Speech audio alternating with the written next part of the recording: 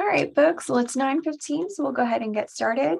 Thanks everybody for being with us today at the August full body meeting, first official meeting of the 2022-2023 academic year. We're looking forward to another great year here in the law school, my department, and I hope y'all are excited about classes starting back up soon as well. Without further ado, would like to welcome Chief of Staff Christi Hurt to the conversation today. She is serving on behalf of the Chancellor in our Chancellor and Provost Roundtable. So welcome, Christi.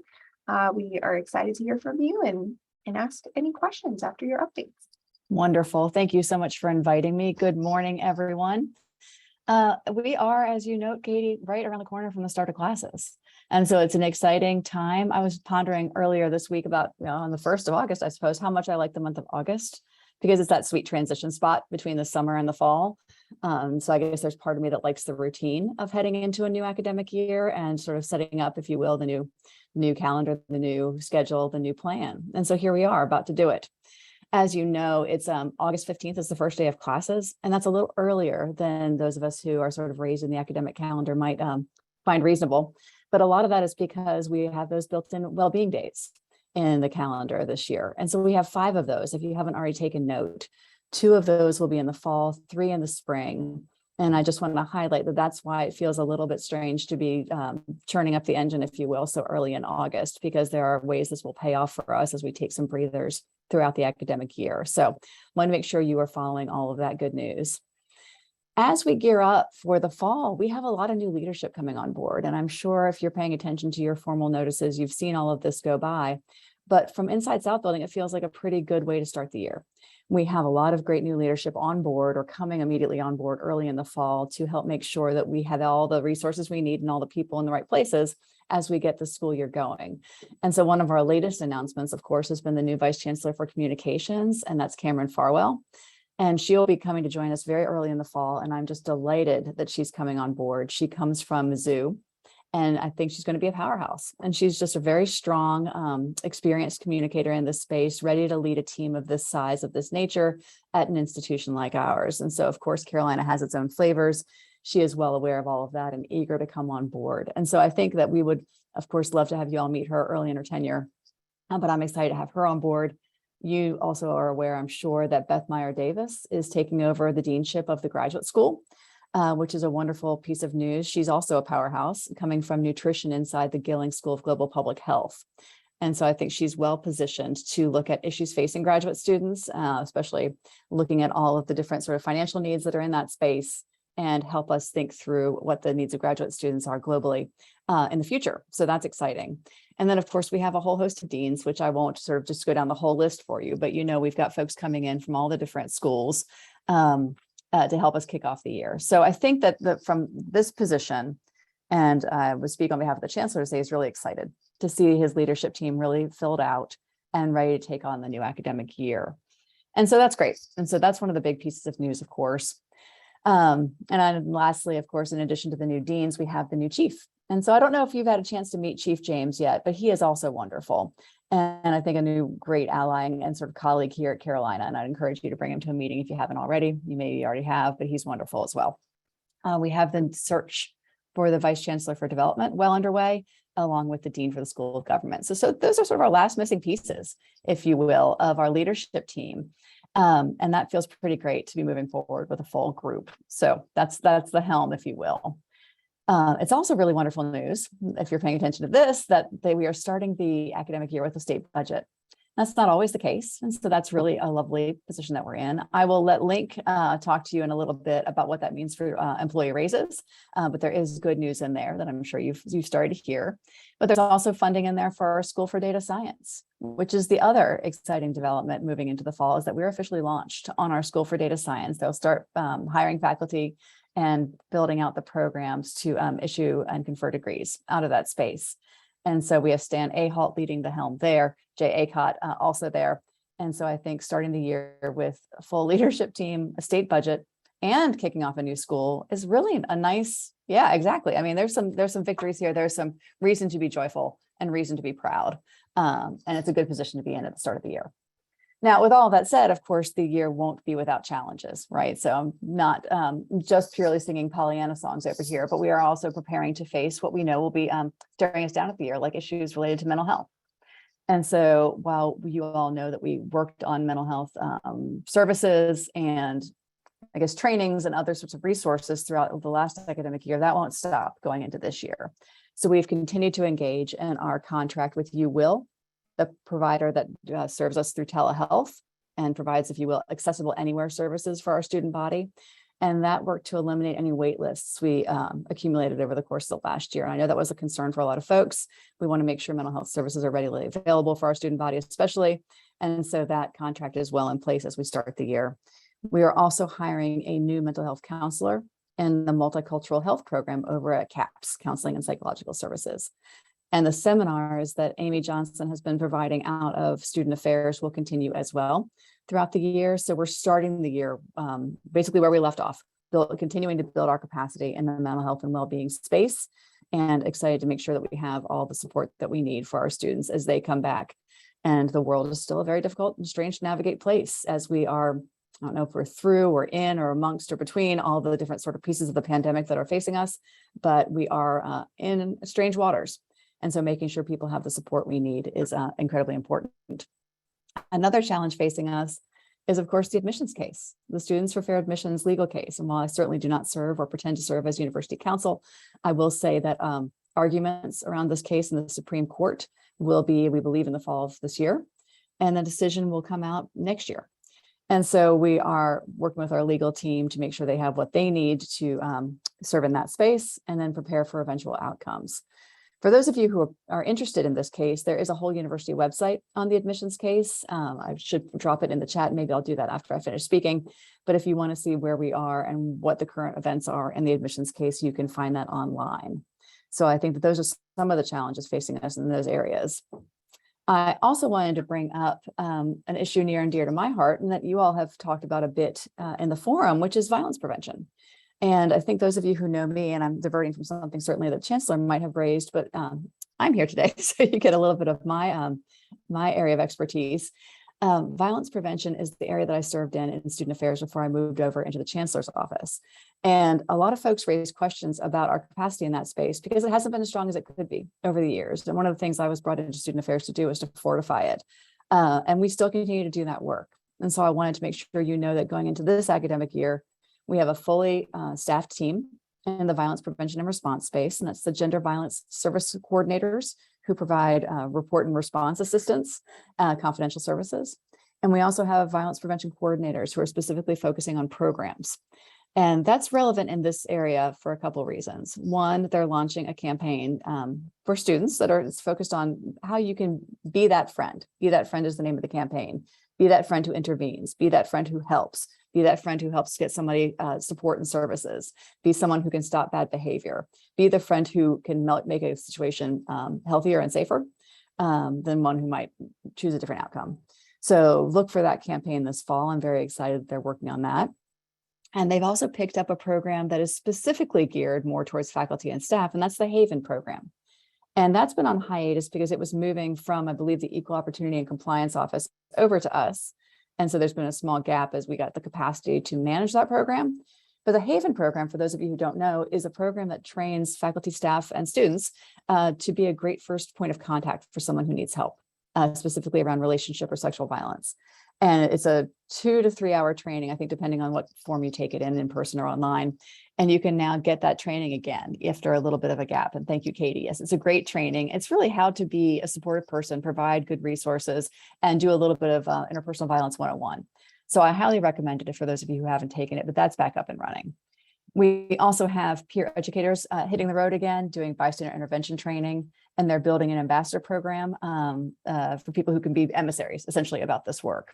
And they are resuming our leadership and violence prevention course, which will be offered out of the Women's Studies Department. So that work is back online for any of you who shared the concern that it might be floundering or not at full capacity. It is right now. And that's something I'm very proud of. And this team there is wonderful. So I wanted to put that out for you all. There will also be a website that contains and houses all the good work in that space. Lastly, though, there are just a couple other things I wanted to say before I pause and take questions. all of that said, one of the big things that we're doing in the coming weeks to prepare for the school year is gathering the entire leadership team from the provost side and the chancellor side to host a retreat.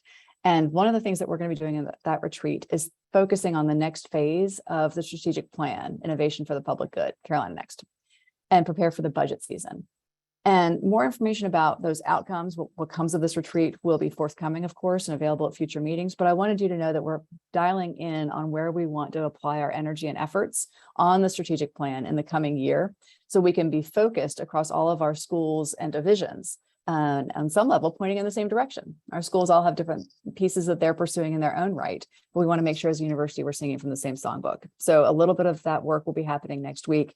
And we're going to be getting some background information about how the budget process will unfold going into the next academic year. So that starts nice and early in the fall. And with that, I'll pause and take any questions that you might have for me. Great. Thanks, Christi. Sure. Questions for Chief of Staff Christi Hurt? When is Cameron's official start date again, Christi? I had a feeling you were going to ask me that. I think it's like September 26th. Okay. It's the end of September. Okay. I know this group is not this quiet. It's early in the morning, but I'm not that scary. Question in the chat: is there a Haven refresher for those who have taken Haven training, but it's been a while? Great question, Arlene, because it's been many years since I took it. I think that's a great suggestion. I don't think there is a Haven refresher, but I'm going to make a note right now. One of the things they've done during the pandemic was make it video remote, like they was asynchronous. They had an asynchronous part of Haven. And it's possible that those of you who have taken Haven before in the live version might just be able to take the asynchronous version. And that could be your spruce up. Because as you know, a lot of the in-person work there is sort of practice.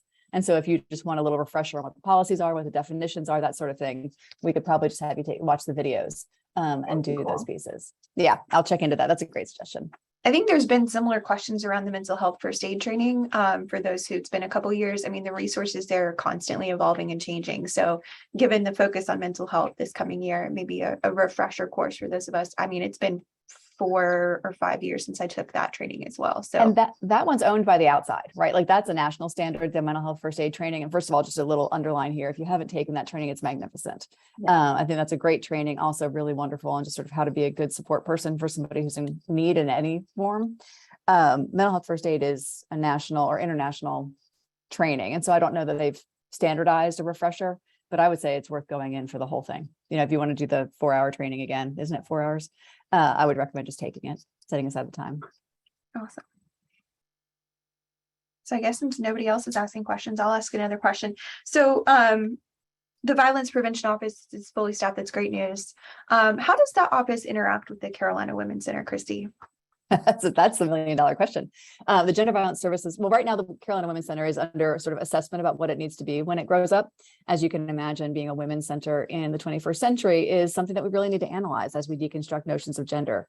And so we're reviewing what the Women's Center needs to be. So right now it's not staffed, but it will have there'll be an announcement forthcoming about how we're working to rebuild the pieces there. The staff for the violence prevention team is housed in student affairs. The Gender Violence Services Coordinator also housed in student affairs, but they used to work in the Women's Center. So they've moved over into their own unit, creating a subunit inside student affairs that's called Violence Prevention and Advocacy Services, or VPAS. Now, they actually are still living inside the Women's Center as a physical space. So there's a lot of back and forth between those two units. And as we analyze what the Women's Center needs to be as it grows up, there will be, I'm certain, a very tight connection between those two units. And maybe almost sibling-esque, but in the university sort of lines of authority, the Women's Center rolls up to the Provost's office and the Violence Prevention and Advocacy Services unit rolls up to Student Affairs. But it's a very small sandbox because, of course, they have a lot of overlapping interests and commitments. And so they work closely together when fully staffed. Great. That's definitely helpful. I know there's been questions around Carolina Women's Center. Yes, and that's rebooting, and you'll hear more about that soon. Great to hear. Other questions for Christi? I'll do a selfish plug here that I hope one of the priorities of the Carolina Next this coming year is staff career development. I think that the time has come to put a real focus on that, given the struggles we're facing on staff vacancies and retention and recruitment. So I think that will be one of the priorities. So I think you'll be happy to hear what comes next. And Awesome. I'm going to put the Students for Fair Admissions link in the chat. But thank you, Katie. Excellent. Anything else before we thank Christi for being here and move on to the next topic? You made it out easy, Christi. Oh, goodness. I'm happy to come back anytime. Yes. Thank you so much for being here. And we would love to have you back again soon. Good luck with the start of the year, everybody. I hope it's gentle. Thanks. Thank Christi. you. All right. So next up, we're a little early on time. Is Cheryl Stout with us yet this morning? Oh, yes, you are. Welcome. So Cheryl Stout is here from the Office of Transportation and Parking. She's here to talk to us about process and representation around the 5-year plan for parking. So welcome, Cheryl. Thanks again for being with us. And we always love to hear from you and looking forward to hearing updates. Thank you, Katie, and good morning, everyone. I believe that Matt has offered to bring up the presentation. It's a few slides just to make things run smoothly. Thank you, Matt.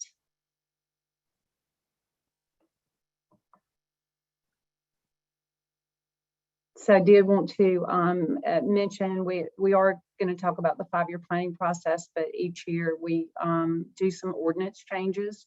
And just thought that I would mention nothing substantial went through this year relative to the ordinance. We do most of those significant changes as it relates to our 5-year plan. Thank you. Yeah, if you'll move to the next one, Matt, that would be great.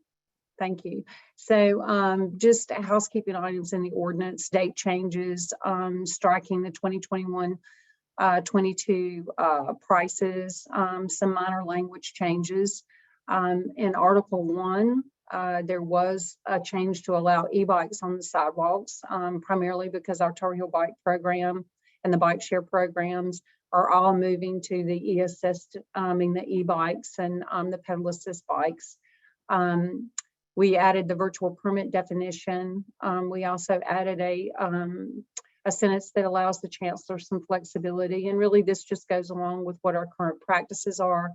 If we have adverse weather, those sorts of things, where Chapel Transit's not operating, I will frequently, as the chancellor's delegate, relax the parking regulations to allow those people that have to come in to drive. So we just put a sentence in there to sort of make that official. We've done it for years.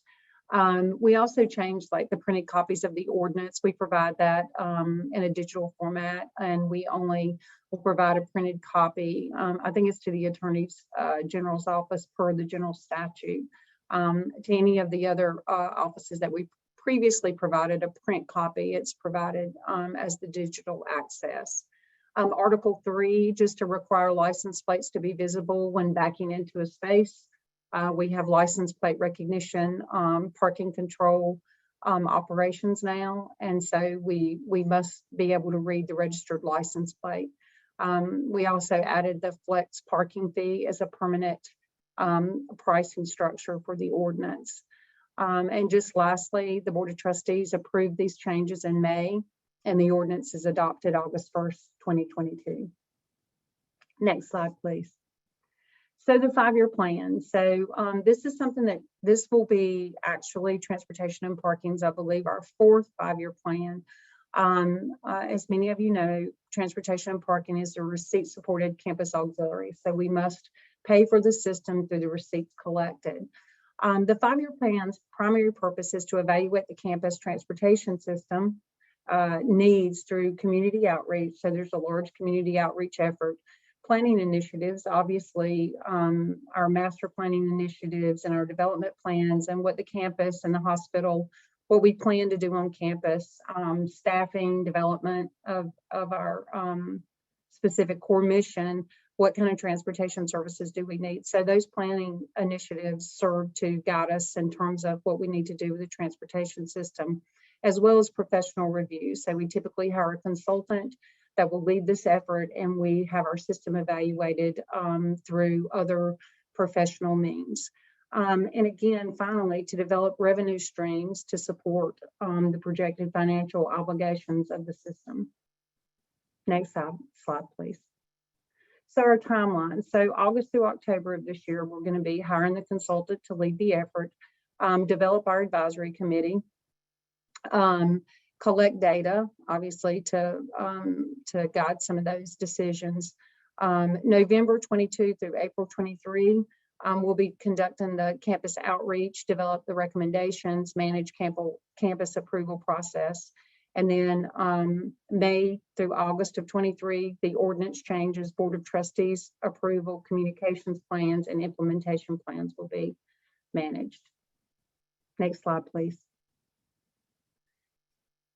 So the process. So again, we hire the consultant, the stakeholder outreach. So we have an advisory committee for transportation and parking. And during the 5-year planning process, that committee consists of 26 members. It covers employee forum, undergrad and graduate students, postdoctoral fellow representation, the hospital, the med school, athletics, academics, faculty council. So it's really just a large campus-based representation. Typically, that committee works on these issues, but also we do specific outreach within those units, as well as we do a campus-wide outreach to anyone relative to, feedback on the system, those sorts of things. A professional system evaluation, what are we doing? Can we be more efficient? How the things that we need to do with the system, certainly allocation policies and those sorts of things are relevant with COVID. So we do a pretty significant system evaluation. We identify campus transportation demands. What do we need to provide? What's our campus transportation demand? And that's always an important question. And that is typically done again with our planning partners on campus. Identify system improvements. What can we do programmatically with the system to improve? Again, develop that supporting financial plan. And then we have a process of approval through internal campus, the advisory committee, and up to the executive committee and the chancellor and the board of trustees. So yeah, there's a significant approval process for the program and fee recommendations that are presented to the board of trustees. Next slide, please. And then I just thought I would list the transportation and parking 5-year plan that is currently in place. It is on the website. If you're interested in looking at that, including reading the report, the structure of it, how we came up with the current 5-year plan that we're implementing, please take a look at that. Again, the advisory committee for transportation and parking, the employee forum, Katie and the president and the chair and the vice chair both will be serving on that committee, and we will be developing the other representatives from the other representative groups as we move through the fall. And then again, if you're interested in the charter and other information relative to the advisory committee, I would recommend that's also readily available on the website. And that sort of concludes my sort of slide presentation, but I'm happy to take questions and provide any additional information. Great, thanks, Cheryl. Teresa, your hand's up. Hey, Cheryl, thank you for coming and chatting with us today. A lot of good information. I was just wondering, could you clarify a little bit on the back end part of parking? Because I drive a 4Runner and I find it easier to back in. And as far as being able to see the license plate. So is it got to be on the front of the car? I mean, do they have to be able to see it from like their vehicle? Please. Yes. So if you want to back in, we do have plates. We can let you buy a plate for the front. We have a made through a contract, and the same contract NC State has, and we can provide you with a front plate for $5, and you can go on the website on online services and order that, and just put it on the front of your car, and you can back in, and that's no problem. Great, thank you so much. You're welcome. I had a question. Can you talk a little bit about the relationship between transportation and parking and athletics, in particular on like game days? Does athletics pay for access to like the campus lots and stuff? Like, how does that work? So yes, so when we have athletic events, so the public parking is currently $10, $10 a spot. And then the foundation has been a part of contributing to the construction of a number of parking facilities on campus. So yes, athletics contributes. And then any of the monitoring services, tow trucks, you know, whatever they have to have for that event, athletics supports the cost of that. Yes. Interesting. So like access to like at like lots on campus, like employee lots, they pay for access to those as well, or they just contribute overall to transportation and parking? So they contribute overall to the system and the charges like we have set up for, but they pay for any of those. For employee parking, we normally set aside employee and student areas. So any employee coming in has a place to go and park on North and South Campus. Students as well that have student activities that are non-athletic related, we provide parking access for. On the website, Katie, there's pretty detailed information, and we try to send out sort of a campus notice, a campus-wide notice every year. Not that everybody pays attention to those, to say, hey, you know, our seasons are coming up. These are the opportunities that, you know, that are available for employees and students that have, again, you know, we have a hospital here. We have people that are coming in for academic research purposes. And so we provide parking access for that as well. I just was curious the level of contribution given the frequent access and using of all of those lots that employees also pay for with significant costs throughout the year. So sure. So the athletics pays significant, I mean, a significant amount of money relative to the cost of those operations. We bill back everything, the monitor services, we bill again. We bill for the carts, we bill for all the personnel, we bill for everything. So yeah, it's a fairly significant amount. I don't want to go into specific amounts relative to athletics, yeah. but yes, it's significant when you consider all of the services that are provided for game day. Great. Thank you so much for clarifying that. Jay, your hand's up. Hello. I was interested in just putting on your radar screen something that I've noticed in my time here. Whenever the few times that we've had to head home in the middle of a work day because of weather, there doesn't seem to be much of an emergency plan to go into effect for Triangle Transit, and I think also probably Chapel Hill Transit. And so it ends up taking 3 or 4 hours sometimes to go home, and just would love to have that on your radar screen. I don't know if there's anything that can be done, but when you see bus after bus that has no room to stand going by and you would like to get home like everybody else, it's a little. So that is something, Jay, that we work with our transit providers. As you know, when weather decisions are being made, sometimes that's a very, you know, evolving sort of situation, and especially here when it comes to, you know, freezing type weather. But we have tried to work with Chapel Transit and Go Triangle relative to that messaging. And also, as soon as we know that there's going to be some change in university operations, and we typically try to prep the transit agencies to be prepared to bring, because midday service, as you know, decreases. So we try to prepare them in case they're, you know, to be prepared to have that midday service turn into peak service, you know, if we have any announcement about weather. But I'll certainly share that concern. That is also a concern of ours when we go into a adverse weather event. To egress the campus, to egress us all simultaneously is difficult. It is difficult for transit as well as the roadways to hold it all. So that's always a significant concern. So thank you. We had someone in the chat. Is it possible to engage P2P at that point to assist as well?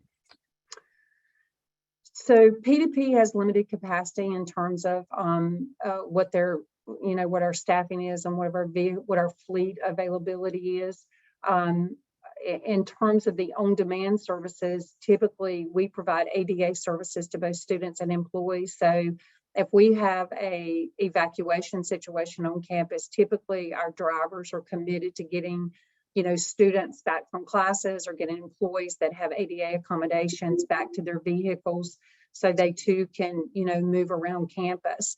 So we've not put additional, our buses, our 3 buses, we have not put on Chapel Transit routes in the past. And primarily it's just because we don't have enough staffing to be able to provide both of those services sort of simultaneously during the daytime. Great. Another contribution in the chat. Is there a cap on the number of times the Park Mobile Pass can be used? What if students are grouping together to park in N7 employee lots on a regular basis and taking up spots in lots where an employee has paid for parking? So, no, we don't have a restriction currently. Obviously, a lot of these daily options were created very quickly to accommodate COVID related, remote needs. The places that we have offered daily parking, whether it's N7 or N5 or these other areas, it has been typically a limited amount of parking. So if it's 10 spots in N7, then it's 10 spots, and there should not be more permits sold than those spaces will allow. And if the daily option is creating a problem for permit holders, then we'll remove it from the list of options for daily. What we tried to do is provide some daily options both on the northeast and the northwest side of campus. Rams Head is in the central part of campus, which is a daily option. And then we tried to provide some S11 availability, which is on the south side of campus with the U and the RU constantly circling. Post-COVID, with the changes in schedules that people have, we've just tried to expand the options that folks have for short-term parking and these sorts of things, but they were not, the daily options were not meant to be disruptive to the permit holders. Great. Another just comment, not really a question. If work allows, this may be something managers should talk with their employees about on days when weather is forecasted to be concerning, encouraging their employees to work from home. It's an option. Then another question. I apologize as we are turning suites in Rams 3. Is there any changes to day parking? I may have missed the answer. No. Okay, no, there's still day parking allowed. Right, and just to reiterate the answer to the question previously, if any of these daily options become, unmanageable, I'm doing the best that I can with our availabilities in the lots and trying to provide these options. We will reconsider the daily availability at that time. So it could change, but it hasn't changed yet. Great. Any other questions for Cheryl? I don't have a question. I just have a comment. Thank you. I just want to say thank you for making the prorated parking for those of us who are here 3 days or less. Like, that really made a big difference. And I was kind of waiting on the other shoe to drop, like, when are they going to charge us full price again? So just saying, I know parking does not get thanks a lot.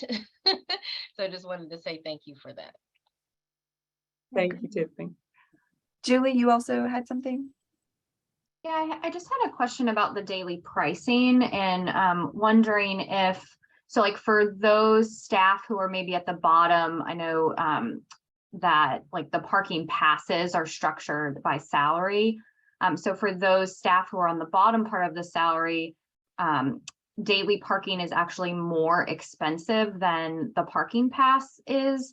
If they were to only do it 2 days a week. Is there any conversation about looking at that so that there could be staff who could do the daily parking and it actually be less than what an actual parking pass would be? So I think, Julie, as we move into, again, many of these options were created sort of very quickly in response to, just evolving situations related to scheduling, as was the flex permit and the daily option. And Park Mobile is established with not necessarily that kind of complexity built into it. But I think as we move through the 5-year plan, that many questions related to the pricing structures and that sort of thing will be part of the policy conversations that we have as a campus. And so I think that we can look at those options, certainly as it relates to the pricing structure as we move forward. Thanks, Cheryl. Great. Another great comment in the chat or question hang on a second. Lost the place in the chat. Are parking staff getting mental health support? I know this time of year is very stressful. So whoever posted that, thank you. It is in fact a very stressful time. We are short-staffed. It's a department that does come under a lot of fire and a very, very heavy workload. And I think that we have all the available resources that the campus is offering relative to that. It may not hurt to send out a reminder to our staff relative to the resources that are available to campus employees. But thank you. It is stressful, and these have been, as it has been for everybody, some stressful years. And we've had a lot of process change and trying to lift up systems. And I really can't say enough for my staff that have worked through these times. I mean, I think every leader of every department is super proud of their staff, but I am most especially proud of mine. So thank you for your concern. Thanks for your leadership, Cheryl. We appreciate it. Any final questions for Cheryl? Jay, I'm assuming the hand is a leftover hand. Okay. All right. Well, thanks as always, Cheryl. Keith and I are looking forward to working with you this year on the 5-year plan and advocating for staff because I know staff care a whole lot about parking. So thank you so much and best of luck to your team as we head into the new academic year. Thank you. All right, moving on to our next special presenters. I believe we at least have Mark Dearman on the call. Welcome, Mark. I don't know if Ardis is with us yet today. SEANC is one of our presenters today and State Employees Association of North Carolina, for those of you who are members, great. Mark, if you want to take it from here. Sure, I'd be glad to. And let me know when Ardis comes on. You're a little bit ahead of schedule, so she may not have quite gotten on yet. But I am Mark Dearman. I am the chair of SEANC's Public Education Committee. This is a committee that was put together about 3 years ago to focus on our university employees, our community college employees, and our public school employees.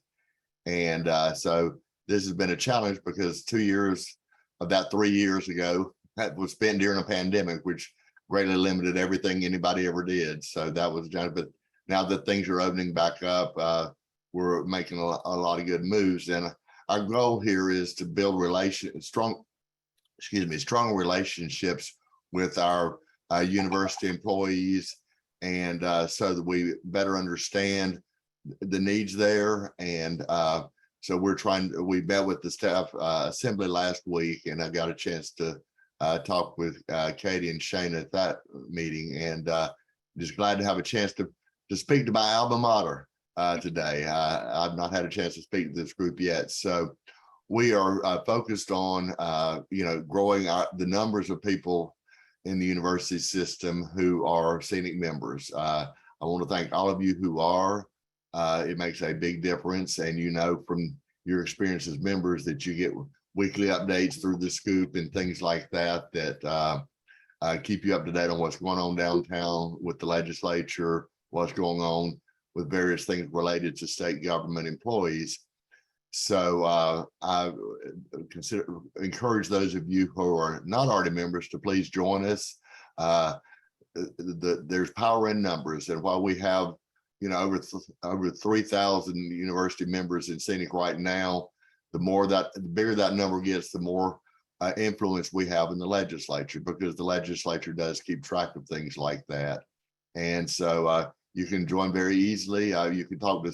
There's a number of people on your employee forum that are members. I can tell you how, or you can just go to SEANC.org and click on the join button. It's that simple, and this can be paid through payroll deduction. But we were very instrumental in getting the $15 an hour for state employees that you folks got. I think it was about 3 years ago that happened, and that's something that we had worked really hard on. I'll have to admit we're a little bit disappointed with this year's budget. It was a good budget, but it could have been a whole lot better. And, you know, we've always hear from our the state government that in the down years, you know, say, well, you know, it's a rough year this year, we can't do much for you. But then when the good years come, you know, we'll do a lot better. Well, this year there hadn't been a better good year than this year.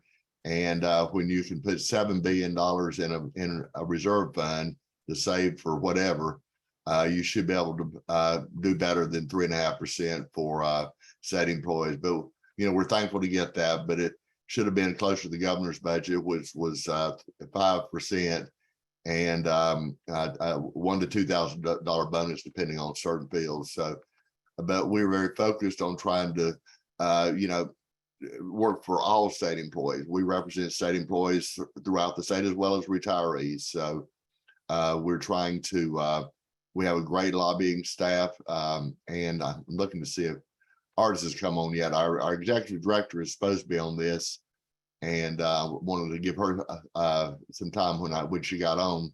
But she has been a great asset for us and has led us through some troubling times, because her first day of as our executive director was the day that the stay-at-home order started for the pandemic. So she's had some challenges, but she's been with us for a number of years as a lobbyist and very well respected. And one of the key things that SEANC does that's different from a lot of other organizations is that we are a nonpartisan organization. We're looking at legislative folks who are supportive of issues that are important to state employees or retirees. We don't care which party they belong to. And impact, our political action committee, which is the second largest state political action committee in North Carolina, is also nonpartisan. When we do our endorsements of legislative candidates and things like that, we make it based on their views on state employee and retiree issues. So we have a lot of, you know, we have a lot of influence in the legislature and throughout state government. We're very close to Del Falwell. In fact, we helped get him elected, and he has done wonders for our healthcare system with no premium increases for the last 4 years. And I just saw yesterday there won't be one next year, as well as our retirement system, which was a challenge. One of the reasons he ran is because the two previous treasurers were spending too much money on outside money managers to do their job. So, you know, we're working across the board to do what we can to strengthen state employment, because I'm well aware of the turnover rate throughout state government, and particularly at the UNC system level is worse than I can ever remember. And, you know, that's not going to get better unless we can, you know, do better for salaries and other benefits. So we've got to make sure that state government employment with the universities, community colleges, everybody else is attractive. Because I spent 40 years. I graduated from UNC and then went to work at NC State and worked there for almost 40 years. So it was a great job. But, you know, we need people to stay, because every time we lose a good employee, we're losing not only that employee, but the institutional knowledge and their skills, and it costs more. So it's a losing battle when you have a high turnover rate. And quite frankly, in some of our prisons, the turnover rate, I mean, the vacancy rate is over 50%, which is, you know, that's dangerous. I mean, if you had a 50% vacancy rate at UNC-Chapel Hill, nobody's probably going to die in a prison. That could actually happen. So, you know, we're looking at the big picture and try to fight for everybody. I still don't see Ardis, so let me open it up and see if any of you folks have questions, and maybe she'll hop on in just a minute. Questions for Mark so far? First of all, thanks, Mark, for everything you do and everything SEANC does for the state. We appreciate you. I know the staff turnover rate for all state employees is super high right now, so it's a challenging time for all of us. Yeah, when I retired, I did this as a way to give back, because I was very blessed in that I had a great job that I loved, and you know, but I also resented the way state employees were treated by the legislature, even back in the 90s when I got active. Great. Questions for Mark? James. Mark, I just wanted to say, make sure you let them know that SEANC is the main sponsor for the Chancellor's golf tournament. Yep. I'm glad you brought that up. I had that has slipped my mind. I was thinking through what I was going to say last night, but I'm still drinking my first cup of coffee. So that's the advantage. That's the advantage of retirement. One of the advantages that I enjoy greatly is sleeping in. At any rate, yes, we are the lead sponsor again, the Chancellor's Cup Golf Tournament. This is a great cause that we fully support because we know the proceeds from this go to the Janet B. Royster Scholarship Fund. This is our second year as the lead sponsor. We were a presenting sponsor the year before that. And it's something that is a great opportunity for us to network with all of the universities in one location.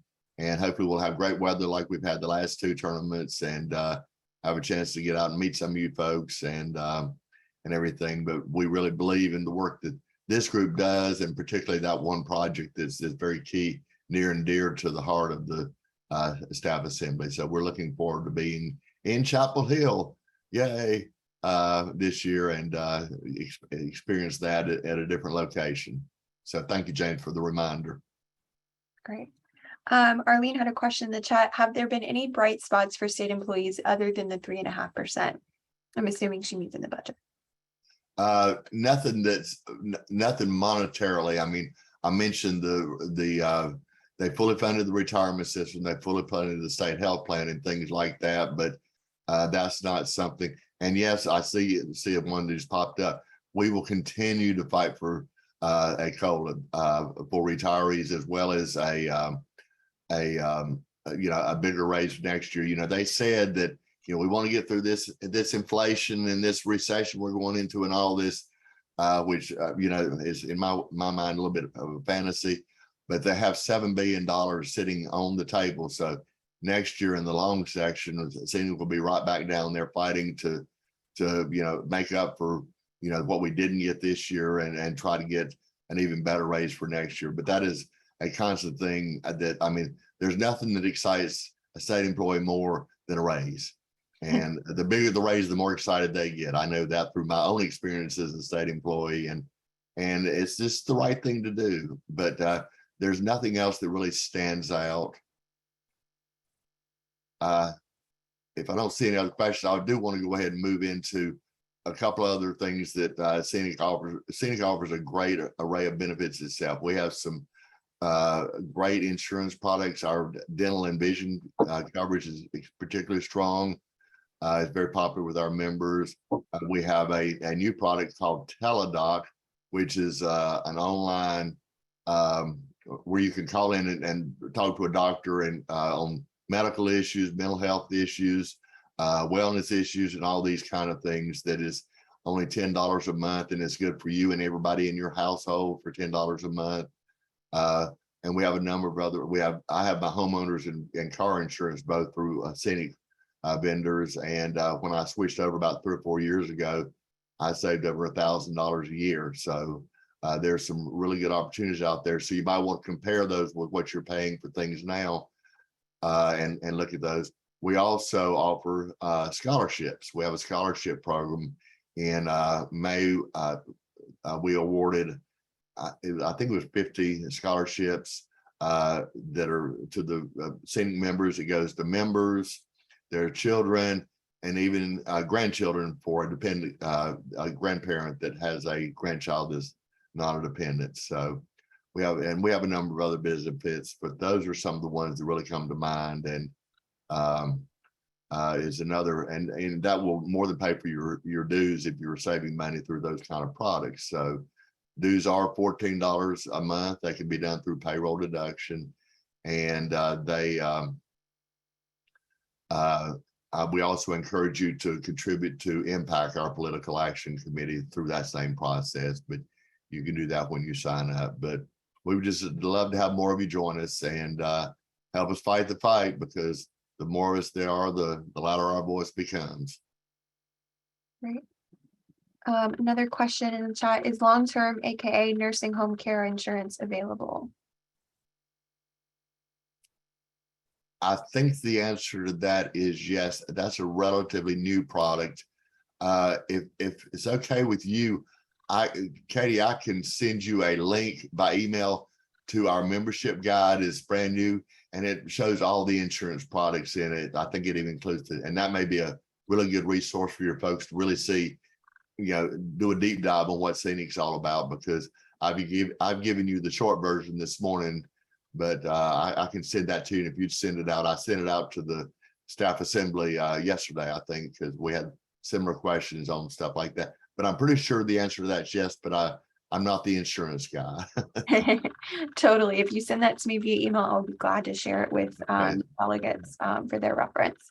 That'd be And then great. James, another plug from James in the chat, that if you're interested in joining Scenic District 25, contact Tracy Weatherby Williams, who is our treasurer, or Charles Streeter, who is our former chair. You can also contact James Holman, who is the District 25 president. So. Yes. And District 25 is a great district, and we work closely with them. James is on the Public Education Committee as well, so he is representing you there in that form also. Well, just in time, Ardis just popped into the waiting room. We Hello. just admitted her, so we will eagerly await hearing from Ardis. Welcome, Ardis. Hey, Hey. sorry So about that. I was trying to get on in the car and I couldn't get on my phone. So no worries at all. We just heard a great update from Mark, and would love to hear from you as well as Executive Director. Thanks for being with us today. sure. Well, I mean, thanks for having us. Whoa, my camera's really funky on my desk. Sorry, I'm taking y'all on a bit of a trip there. Okay. There we go. But I wanted to, well, first of all, thank you for having us again. I know if you've heard from Mark, then you've heard he's got the pat down in terms of talking about what SEANC does and why the universities are of particular interest to us. And obviously we've got Charles Streeter. I see his thumbnail on here, and Charles is, I don't know if you talked about the fact that Charles is chair of our Growth and Expansion Committee, which is, Mark, you're saying no, I think. I did say no. I just now spotted him down in the corner. Oh, okay. Well, it's just such an exciting thing to us to have. Our Growth and Expansion Committee is aiming at trying to make sure the membership of SEANC remains really diverse in terms of age, to be honest, because the age of state employees and university and community college employees and public education employees keeps getting a little bit, it creeps up a little every year. There's also the silver tsunami. So the folks who've been around a long time and have all the experience are kind of leaving the scene because the raises over the years in higher education and the rest of state government have not been what they needed to be. So SEANC formed a growth and expansion committee through our work with something called XYZ University. XYZ University works, worked with a number of people, including the United Nations, to try to figure out with younger generations who just don't feel like joiners, what it could be that would make folks feel more like becoming part of this labor movement. And Charles is our chair for the Growth and Expansion Committee. We're really excited, think he's going to do great things with it, as he does with everything he ever does. So we're particularly pleased with that. And I know James is on the phone, one of our strongest chairs that we have in SEANC. So y'all are very well represented within SEANC, but basically y'all have been kind enough to have me several times. What I would like to do more than anything, because y'all know what's happened in the General Assembly, you know the challenges we're facing politically with doing better on a national basis for higher education, for public higher education. And certainly supporting the actual day-to-day functions of the university can surely must feel like a thankless task a lot of the time. Because the only time it feels like to me when I go to national meetings where people talk about, higher education, what are we going to do? There seems to be such a faculty focus, and certainly that's a very real thing. It's a real thing in the university system, and it's an even more real thing in the community college system, obviously.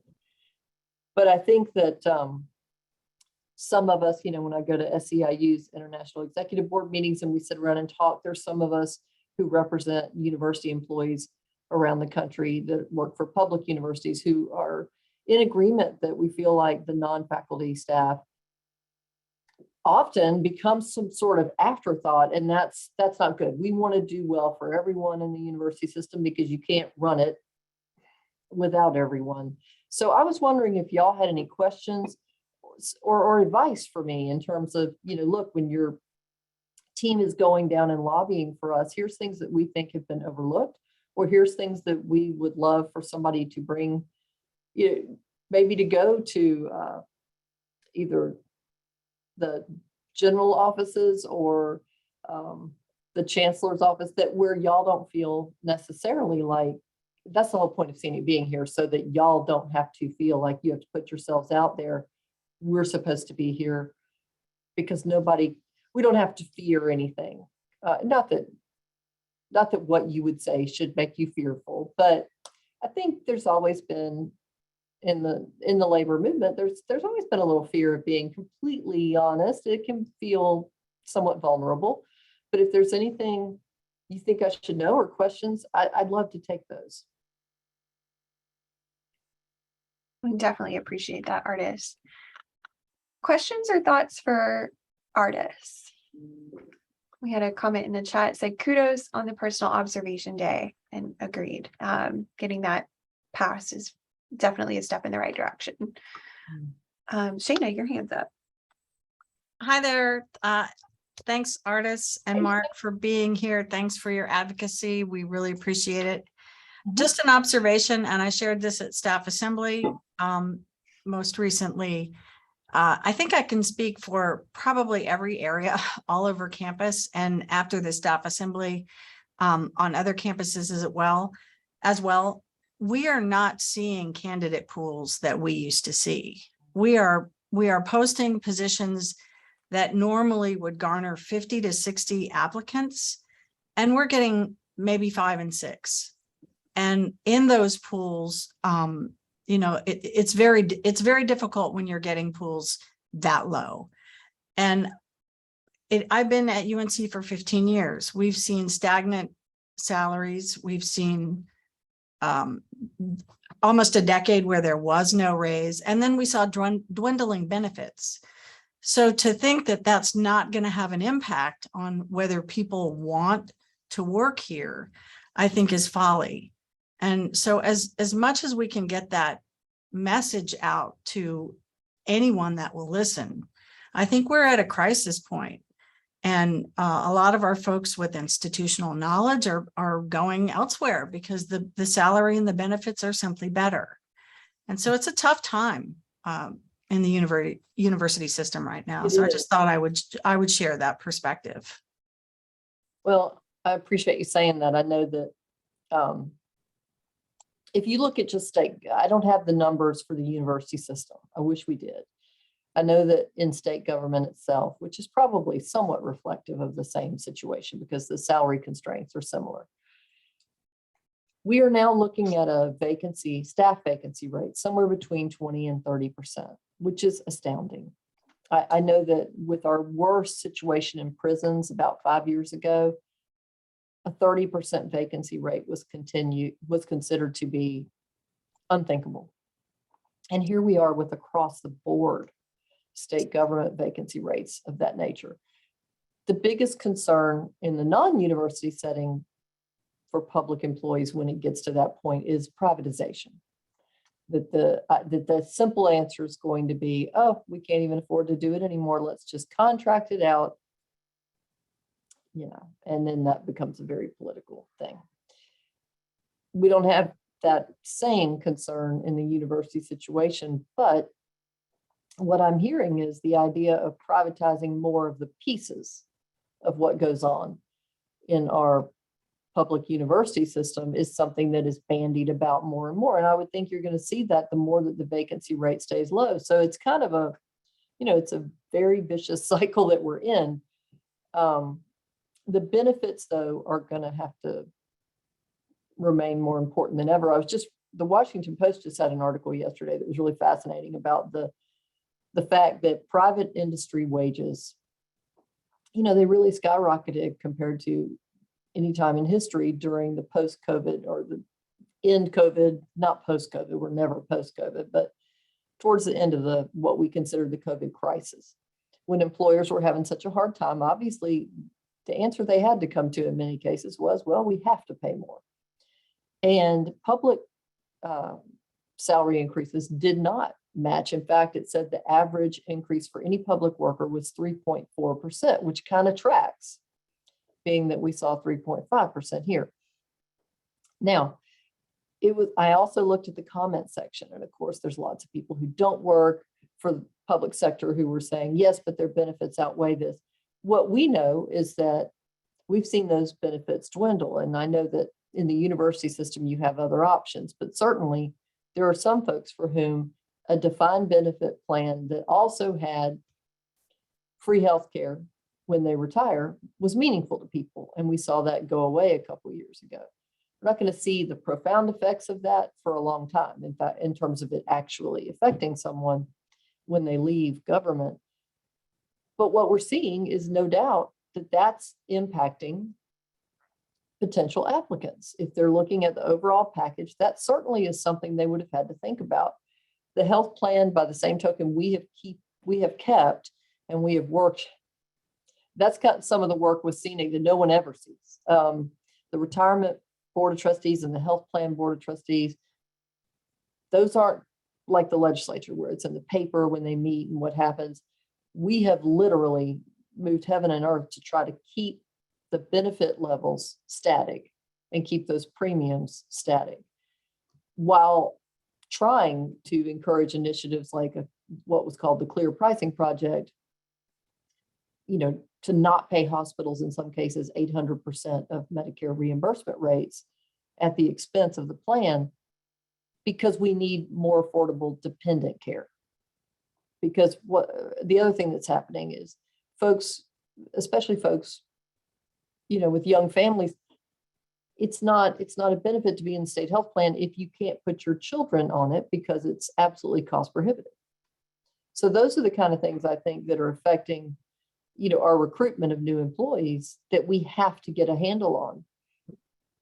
And they're also the kind of things, though, that not many people know about and or think about. But those benefits, I keep saying it, we could get a 20% raise for university folks, for other state employees.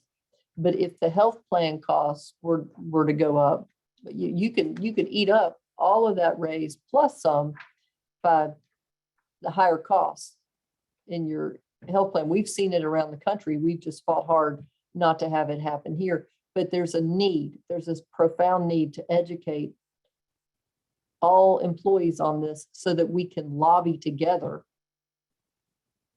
to force the General Assembly to put more money into these plans. And Wow. saw a few things in the chat. Yes, I'm sorry. It has gone It's nothing. okay. One of them was about the effects of privatization. Do we have any historical data on that? And in fact, from my experience, and Ardis, I think you'll agree, is that every time we've tried to privatize something in state government, it has gone downhill fast. I mean, there was privatization of some of the facility staff in one of the universities. It was actually at NC State, and it was a complete nightmare. We hear stories from people in DOT about the people that are used to do some of the work that DOT employees used to do, and they do more damage than they do good in a lot of ways, like something as simple as mowing the grass and things. So it's a fool's errand to privatize things, because it might be a short-term savings, but the long-term impacts have always been bad. So, has anyone studied it, Arlene? Yes. There is so much. There is a significant amount of empirical data that shows that, in fact, the cost, it's a short-term savings. It's that sweetheart deal at first, that once the state has done things like sold the equipment they use to have state employees do that job because a private company's doing it, then you look at, no, we have to keep it privatized because we don't have the infrastructure anymore to even take it back over. And what happens long-term is those costs significantly go up. And there's the other issue, which is not insignificant, which is liability, because any plaintiff's lawyer worth their salt if something goes wrong, is not going to simply sue the contractor. They're going to the deep pocket. The deep pocket's always going to be government. And so that has happened in municipalities and counties and in states around the country where services have been privatized. Plaintiffs' lawyers have been quite successful in recovering from the state as well, even though the state had no control over the employees. So yes, there have been a ton of studies, and they, 9.5 times out of 10 show that it is a long-term, much more costly and risky thing to privatize. I wanted to bring forward something that was brought up at staff assembly, and we passed a resolution at staff assembly about this last week. And it's really would be great to have SEANC's help advocating to the General Assembly to maintain and keep up to date the current pay banding system. While we know that we're eventually moving to the new state classification and compensation system, the current pay banding system is woefully in need of update in order for us to remain truly competitive. And without maintaining that in the next 18 months to 2 years, however long it takes for the university system to transition to the new state system, like, we can't wait that long. So any Yes. advocacy efforts that your team can do at the state level to encourage our legislators to take action now, sooner rather than later, to And- keep the current system up to date would be so very appreciated. And Ardis, just to clarify, I think the advocacy goes to the Office of State Human Resources. Yeah. On this one. Yes, and I'm going to be very transparent with you. Office of State Human Resources, a couple of weeks before the budget came out, alerted us that they had the results of a Mercer study they had been doing for 3 years, apparently. And that Mercer study, showed that there were a number of positions that needed to be reclassified at much higher rates. Great. Now, we have talked before, this body and SEANC have talked before about the fact that if you come in to a bunch of public employees, or private either, employees period, and you tell them, yep, we've determined your pay grade is not adequate, but you don't have a way to fund the answer to that, all you have done is taken morale and you've sunk it lower in the tank, because that's awful. You have just now, given validity to our feelings that we are underpaid. So OSHR asked for our support in trying to get their Mercer study funded to the tune of $80 million. Well, $80 million wouldn't cover, not even 20%, according to what they were letting us know they found out they needed. The biggest concern we had out of that, though, we asked the question directly: would your study and your proposed answers, would they allow people to come off the street with pretty much equivalent experience and or education, qualifications, and make more than existing workforce in those jobs? And when the answer was, well, sometimes. That's, for our membership at least, we take our direction from our membership, that's a no. They've seen it too many times over the years. It is a huge slap in the face to folks when they have been there. They've been showing the loyalty to the state. They've been some of those people they can retain.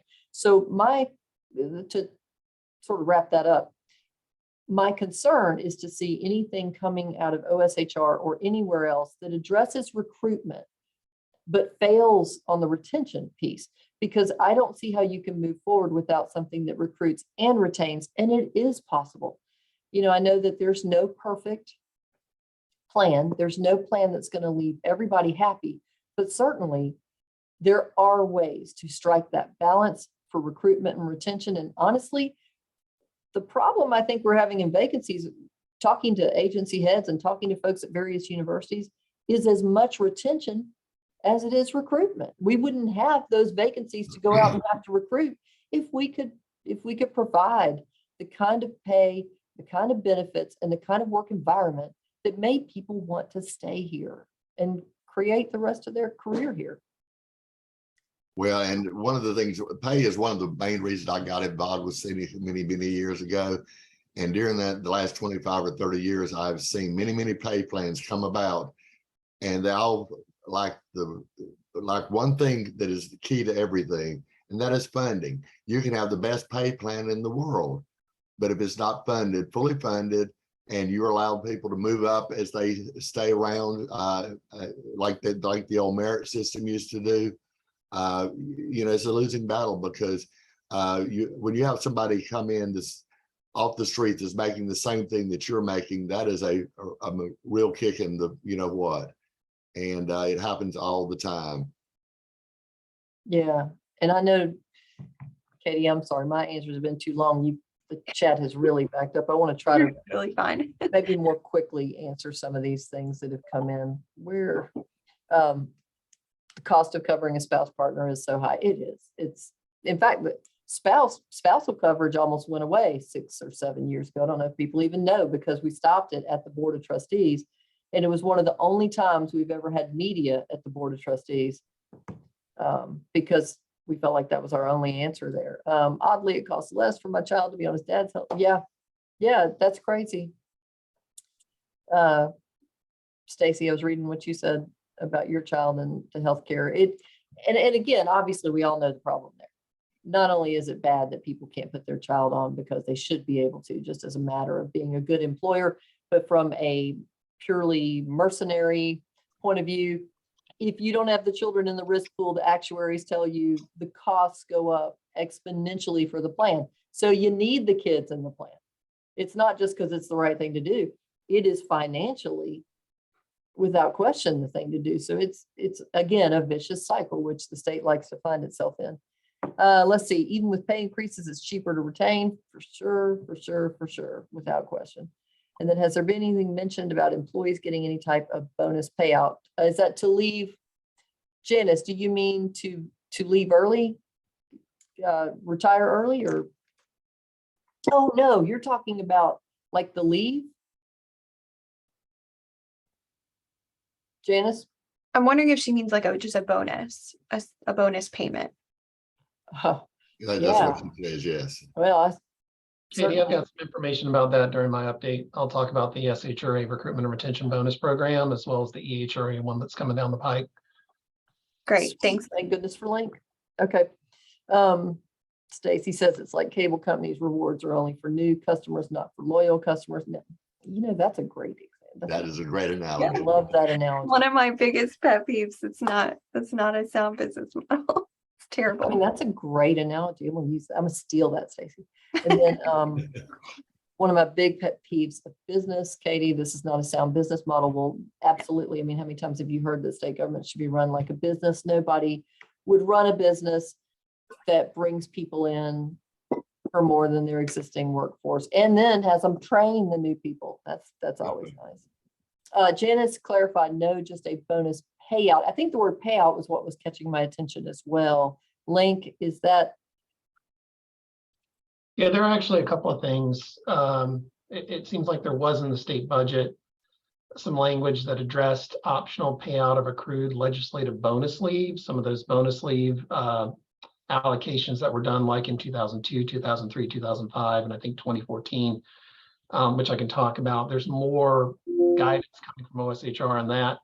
But then separate and apart from that, there is a new SHRA Recruitment and Retention Bonus Program that we're rolling out that, in the lack of the career banding ranges being able to be adjusted at this point, that's at least one thing that can be used by departments to help with that recruitment and retention issue. It's not the full solution, but ideally we would love to have the ranges adjusted and have the bonus program in place. But again, I'll talk more about that when So, I get. When Katie points out that going to the legislature, one of the things y'all would want is for us to talk to them about that issue and the vacancy rates and things like that. They're going to want some kind of report, as it were. We'll put little reports together about, like any other group that lobbies, about different issues. And I was wondering if just thinking out loud, Link, what do you think of trying to we would love to get together with a group, maybe from, employee forum, and get some folks from get some folks from the faculty group, get just a group of people together to maybe put together a report with some data that would help us walk into the legislature with something more than just, hey, we're pushing for this. I feel much better with facts, and obviously anyone gets better results when they go armed with the right equipment. And so we would be very open, if anyone would be open to having us be part of putting something together and just getting a group that could hone in on what those main issues are, what y'all think from the bird's eye view the issues are with retention and with recruitment, and then see if we can dig up the facts that bear those out. We would love to help put that together and then make sure we disseminate it and work with the university system in terms of. Yeah, and I think staff assembly is like all 17 system schools are focused on the retention and recruitment picture as well. So Yeah. it's not just a UNC-Chapel Hill issue, and we're very Oh, you acutely aware of that. So we are in a better position in some cases than some smaller universities. So, but if we're in a better position, we can use our voice loudly to help advocate for those other folks as well. So something long in the chat. Current employees who are working on campus full-time are effectively getting a pay cut as compared to positions employees who are able to work from home, fuel cost potential for more flexibility and work schedule, decreased costs for parking. Is there anyone pushing to get better equity between people working on campus versus those working from home? This is not a knock on those working remotely. They should absolutely get the flex parking fees, etc. Only a concern for those who have to work on campus. I mean, I mean, that's a great concern. I mean, I think that the flexible work policy that was put out during the pandemic was very reactionary. And I think there's definitely room for improvement in what was created to make sure that there's equity across folks who have various levels of access to that flexibility and working from home versus working fully on site. So I definitely think that's something that needs to be looked at. without question. UNC. Yeah, and Stacy, if I could jump in again, and Katie's aware of this too, when that future of work structure was created, one of the commitments we made was to continually to assess it for these particular issues that you're outlining. I think at the end of the day, there are going to be positions that we just know have to be 100% on site, but that doesn't mean that we might not be able to come up with some creative solutions and ideas on how to create more equity, even though that they still have to be 100% on site. So raise great points, and certainly that was one of the main tenets of our commitment to rolling this out, is to do that continual assessment, and where we can make improvements or tweaks, we'll do it. Yeah. Stacey, you're knocking it out of the park today with your stuff. I'm still stealing cable company. So are there any other questions or concerns? I don't want to take up more of your meeting than we have to, but I sure appreciate Yeah, any final thoughts or questions for Ardis or Mark or SEANC?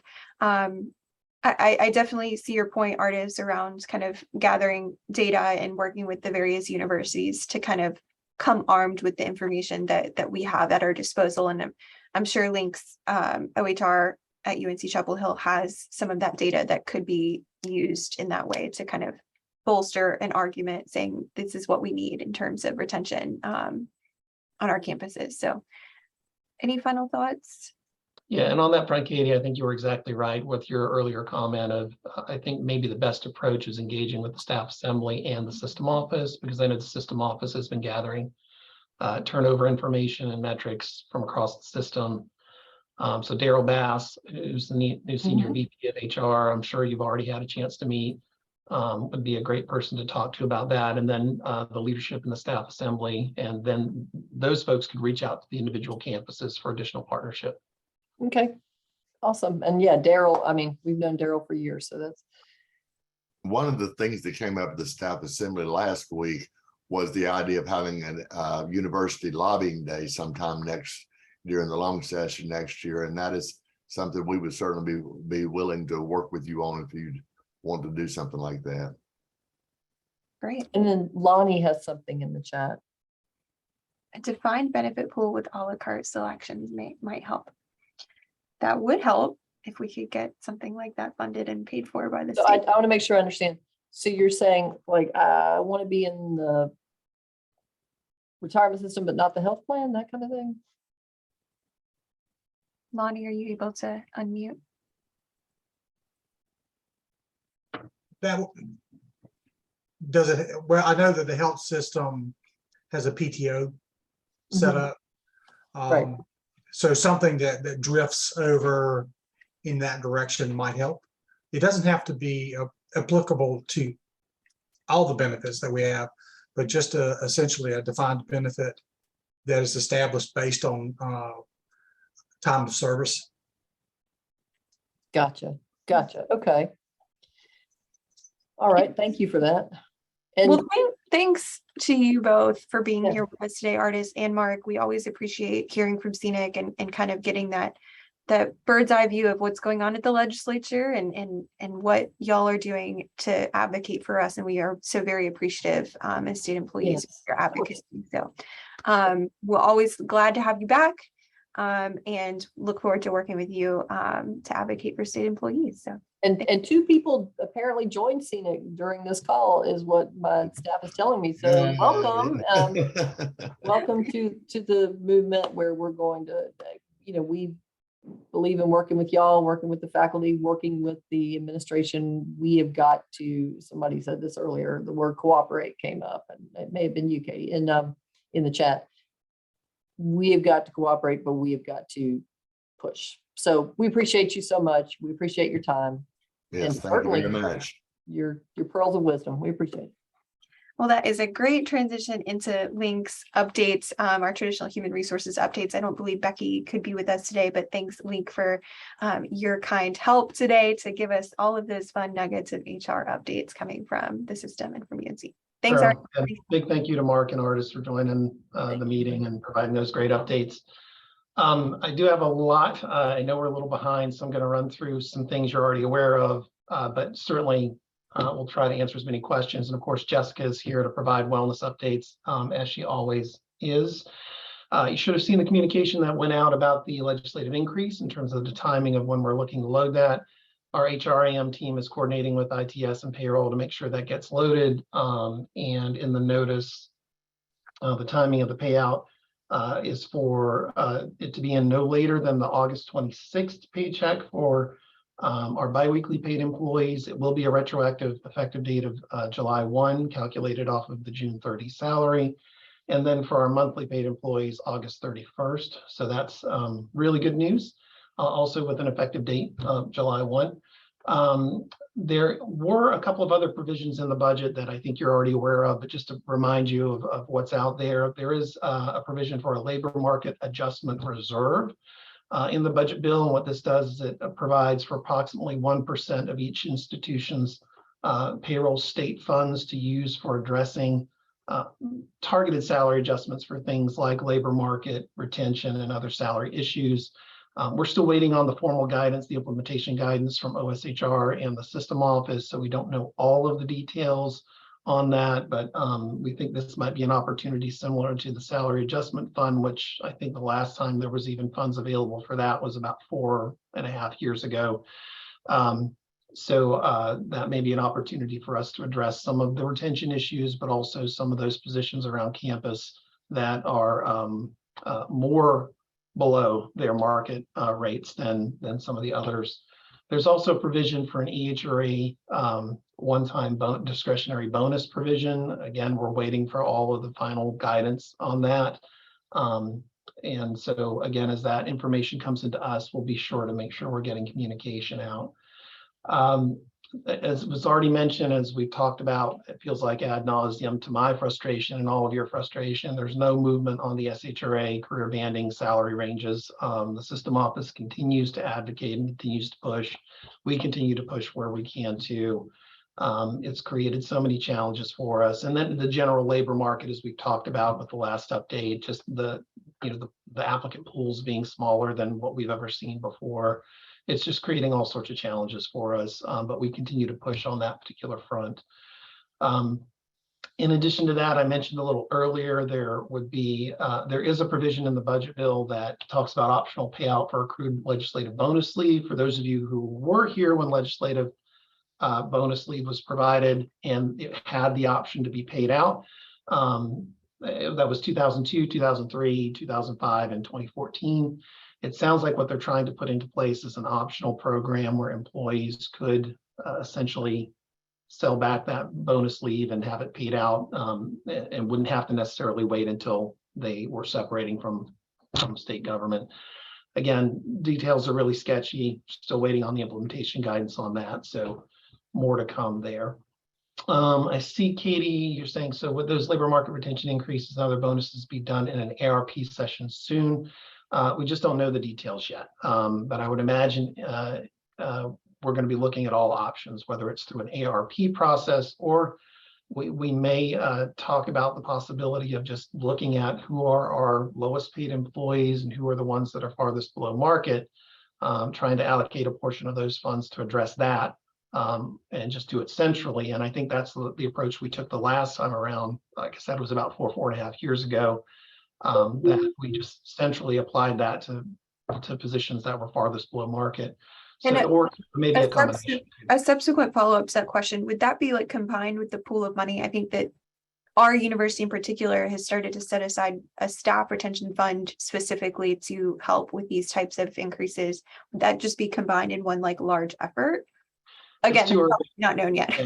Too early to tell on that. So all those discussions still have to be had, but we need the full details of the program first before we can have those discussions. So, Gotcha. But it's certainly a good idea. Great. So more to come on the bonus leave provision.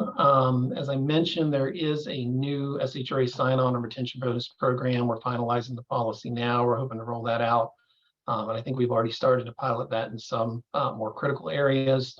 It allows for a sign-on bonus for in the recruitment and hiring process to be offered. It also offers for retention bonuses one-time payments to be paid either in one lump sum or two different installments. And so we're working to finalize the policy now. We want to make sure we educate all of our HR folks out on campus about it next week, and then we'll be providing some additional information about that to roll out. But it does provide in general for bonuses up to $2,500 to be paid in one installment. Anything over that amount can be paid in two installments. Not to be, they must be paid out if they're in two installments. It must be done within an 18-month period.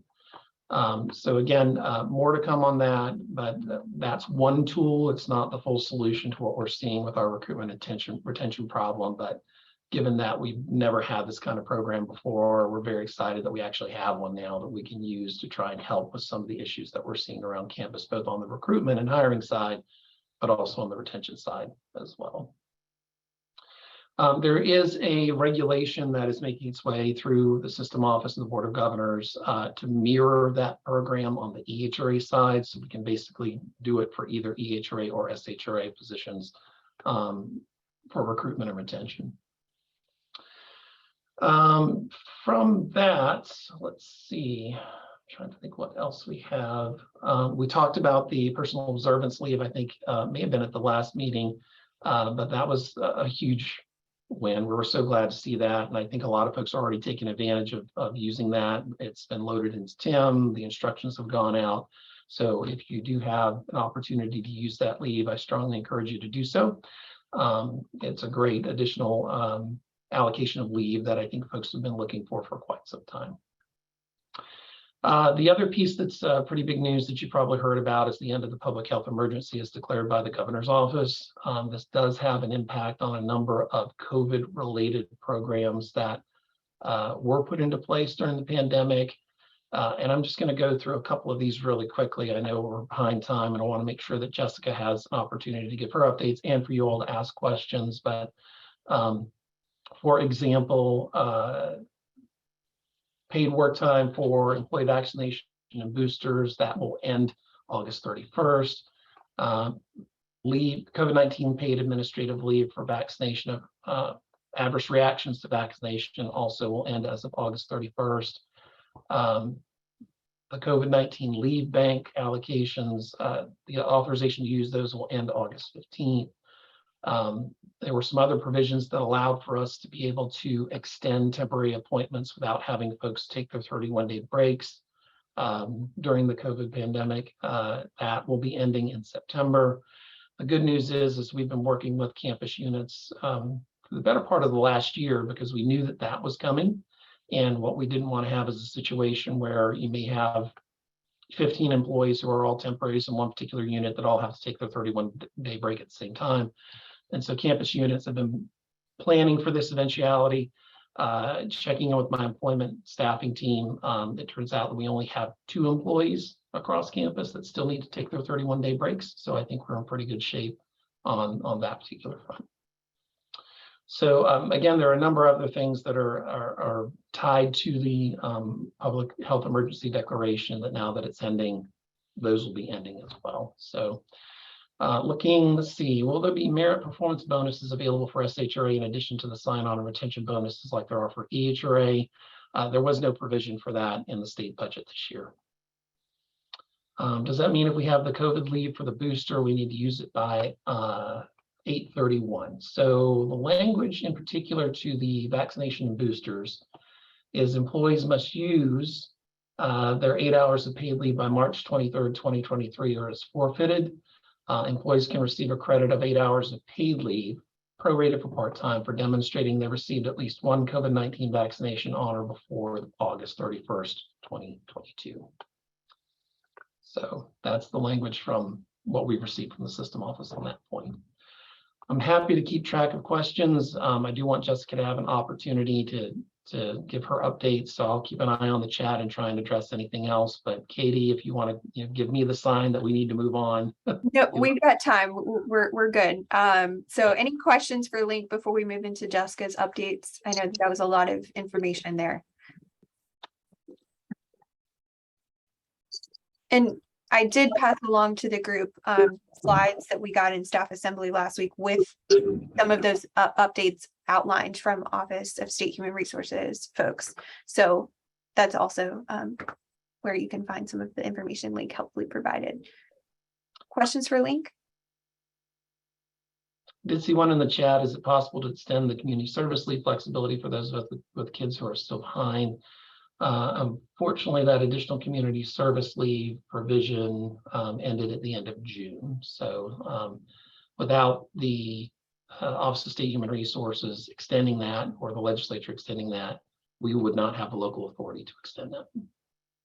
I do have a question. Go ahead. For the booster, if you got J&J originally and then your second shot and that's already uploaded, will you automatically get that booster time, or do you have to upload the card again? What does that look like since J&J was one shot, do you know?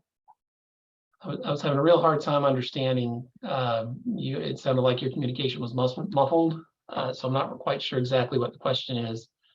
Perhaps if Jessica could give her updates and maybe you could put it in the chat. Okay. We did have a question in the chat. Let me get back to it. Does that mean if we have the COVID leave for the booster, we need to use it by 8/31? So if you have the COVID leave for the booster, again, I'll read through that language again. Special paid leave for vaccination and boosters, employee vaccination and boosters, that is ending August 31st. It does provide for that 8 hours. So I would suggest that yes, use it before the end of August.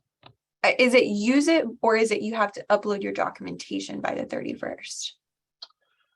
It doesn't specify that in the provision, but I can check on that just to confirm. I think that was the distinction I think we were looking for. Do you have to use it by the 31st, or do you have to like attest to and provide documentation to it? My understanding and the way I'm interpreting it is if you can provide documentation showing that you received it prior to August 31st, even if you do it after that date, you would still be eligible to use the leave for that. Link I'm Go sorry, Katie, the HR website, put a link in the chat, but the HR COVID-19 leave information site, the first section of that under table of contents, COVID-19 booster incentive leave says receive and document booster by August 31st, 2022, use leave by March 31st, 2023. Great. Thank you so much.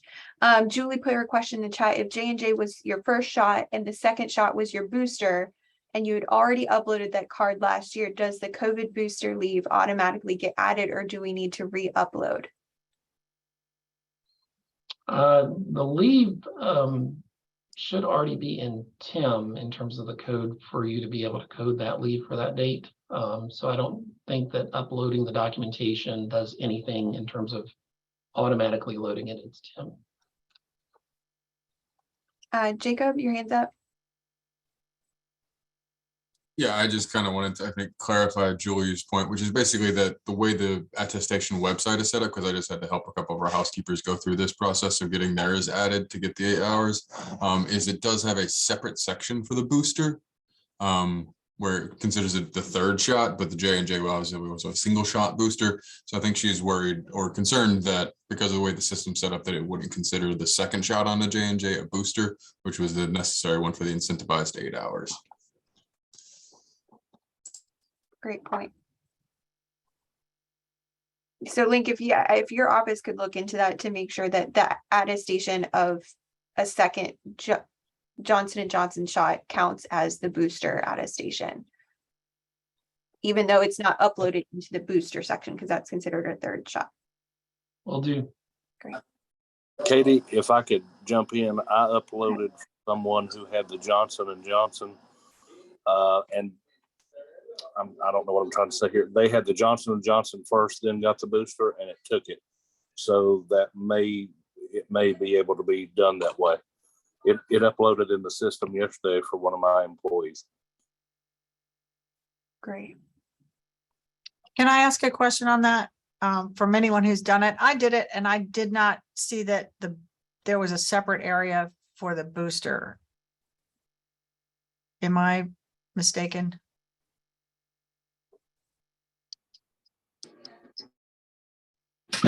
If I can say this, because I've done it for a lot of employees, if you've had the 3 or 4, or they just take the 3, the first 2, and then the booster, if you did Moderna or Pfizer, then there should be a place for all 3. If you click Johnson & Johnson on your first one, then it should just have a place for the booster.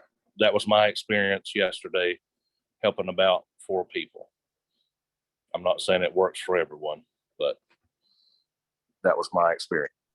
And there's comments in the chat, like that's correct. Only TIM administrators have the option to enter this COVID leave for employees. So you're not going to see that TIM option for yourself to code it yourself.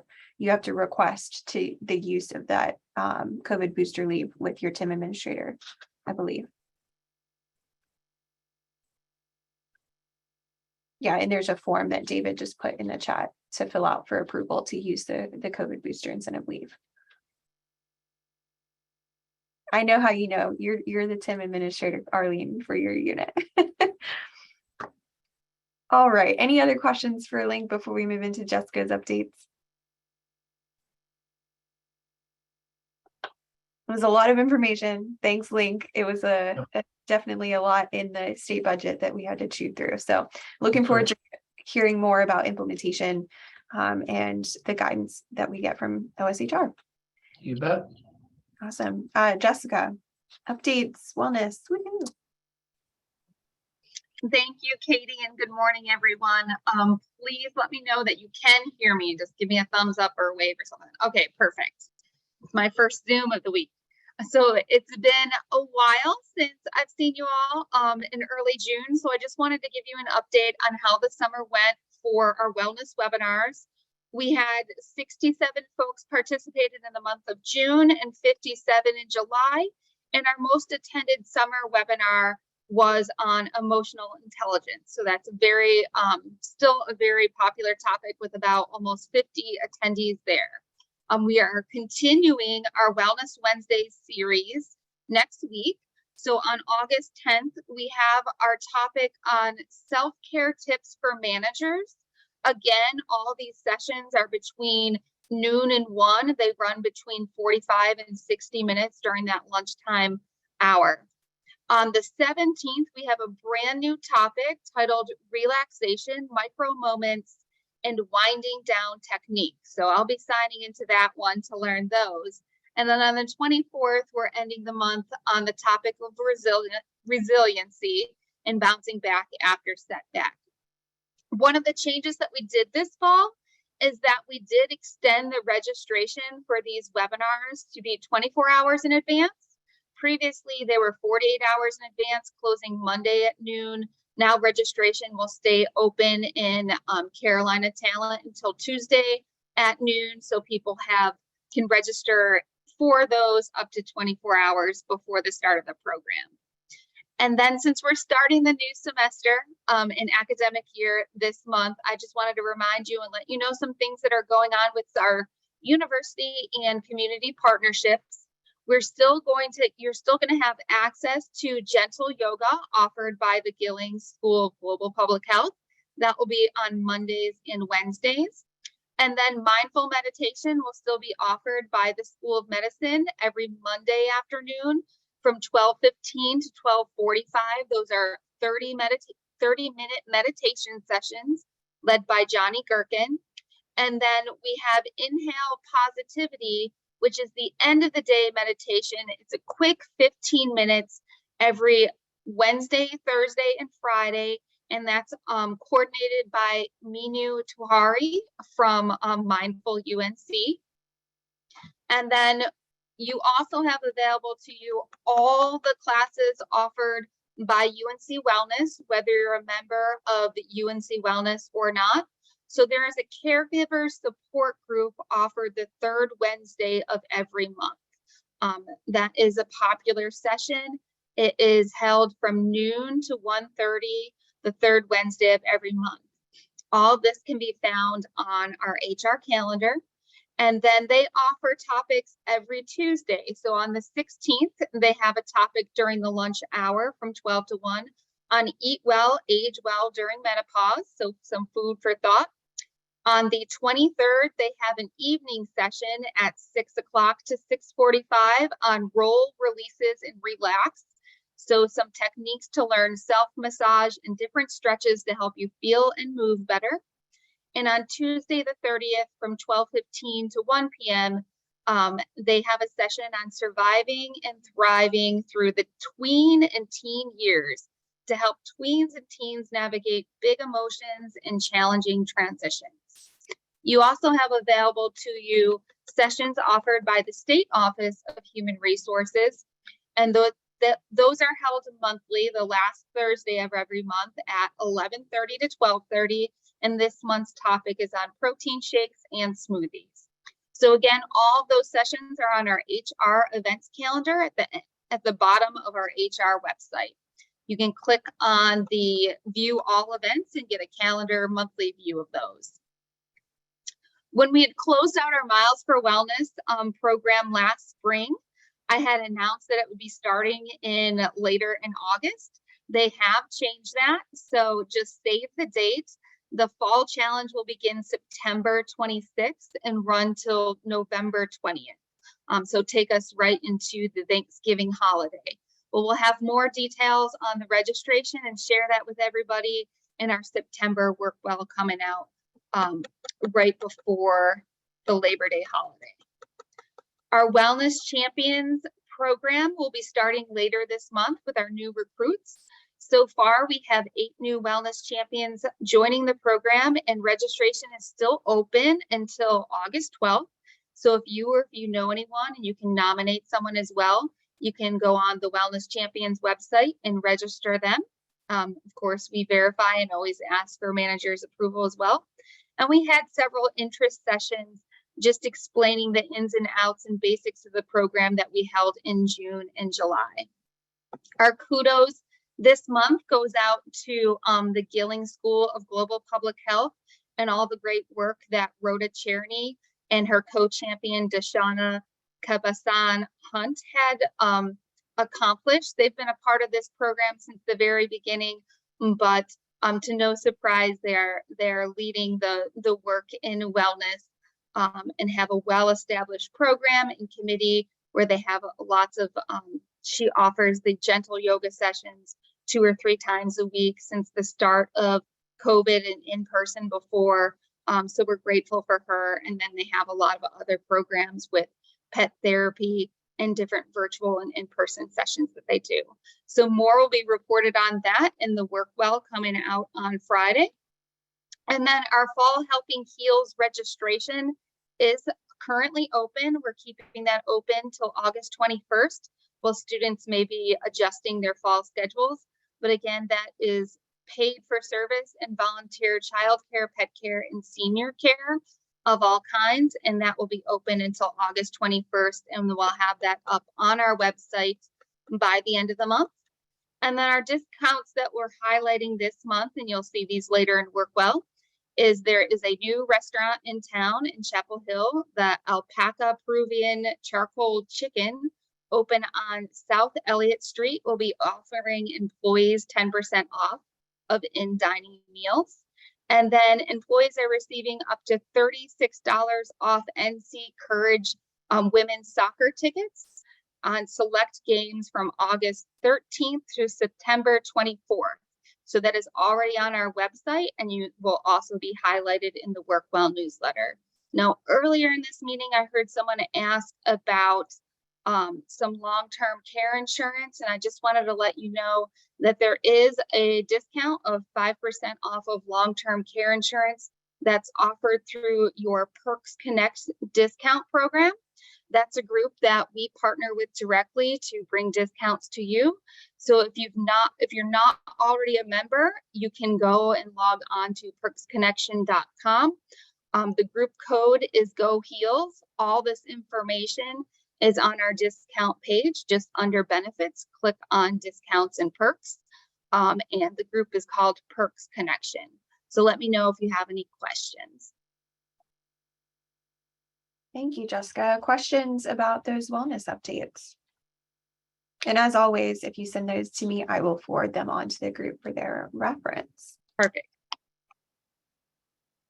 Excellent. Well, thank you to both of you, all of our great HR partners on those amazing updates. And we look forward to working with you on more updates, because I'm sure we're still sifting through all of the legislative fun stuff in the budget and stuff. So thank you both, and we will move on to our consent agenda.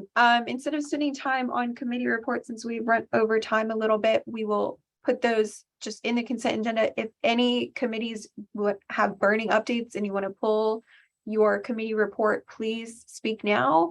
Otherwise, if committee chairs want to just maybe put a plug for your upcoming meetings in the chat, that could be another option. Shayna, do you want to pull staff assembly?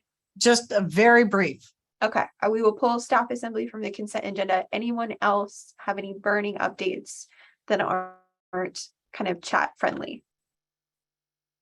Okay, do I hear a motion to approve the consent agenda, including the June minutes sent out separately to the group? I so move. Second. Okay, all in favor? Aye. Aye. Aye. Aye. Aye. Aye. Aye. Aye. The chorus of ayes. Any opposed?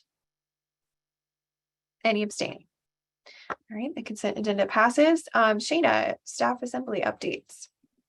Hi, everybody. I just wanted to briefly let you know that staff assembly met on August 26th and 27th and passed the resolution to ask the Office of State Human Resources to support career banding during the transition, because we are going to a new system. Specifically in the resolution, we asked that the pay bands be increased, that that additional duties be able to be paid out, and even though they are not of higher level, and that there is a working group to be formed so that they can so feedback from folks with boots on the ground can be a part of the conversation about what the new system looks like. So pass the resolution. It's already been forwarded to President Hans. Excellent. Thanks, Shayna. And did you have another update for the group, non-staff assembly related, that you wanted to share? I do. So the annual employee forum pool party will be Sunday, August 14th this year, and I will send out the address in the listserv.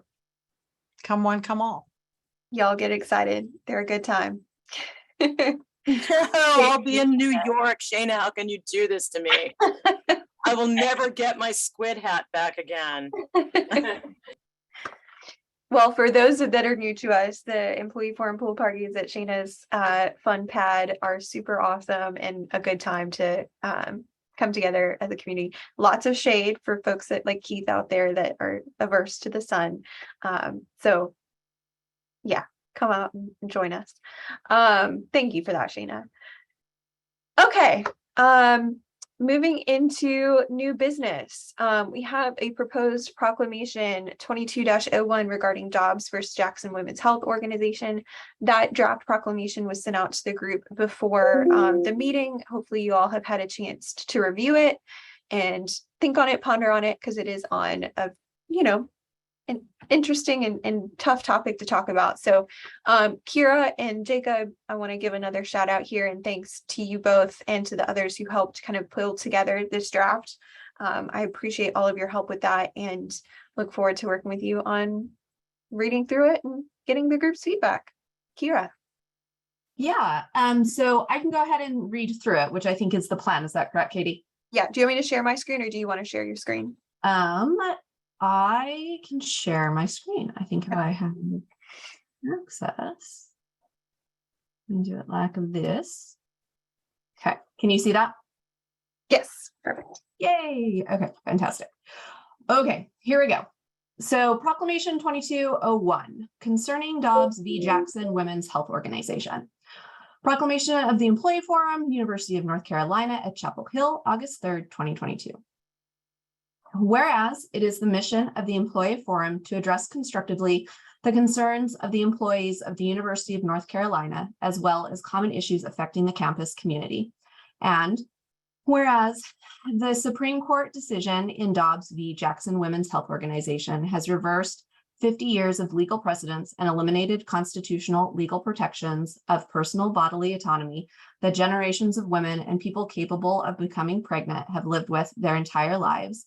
And whereas we recognize that comprehensive reproductive services, including abortion care, is essential health care, and that access to this form of healthcare without excessive government restriction is central to an individual's ability to participate equally in society. And whereas we recognize that restrictions on reproductive health, rights, and justice are not new.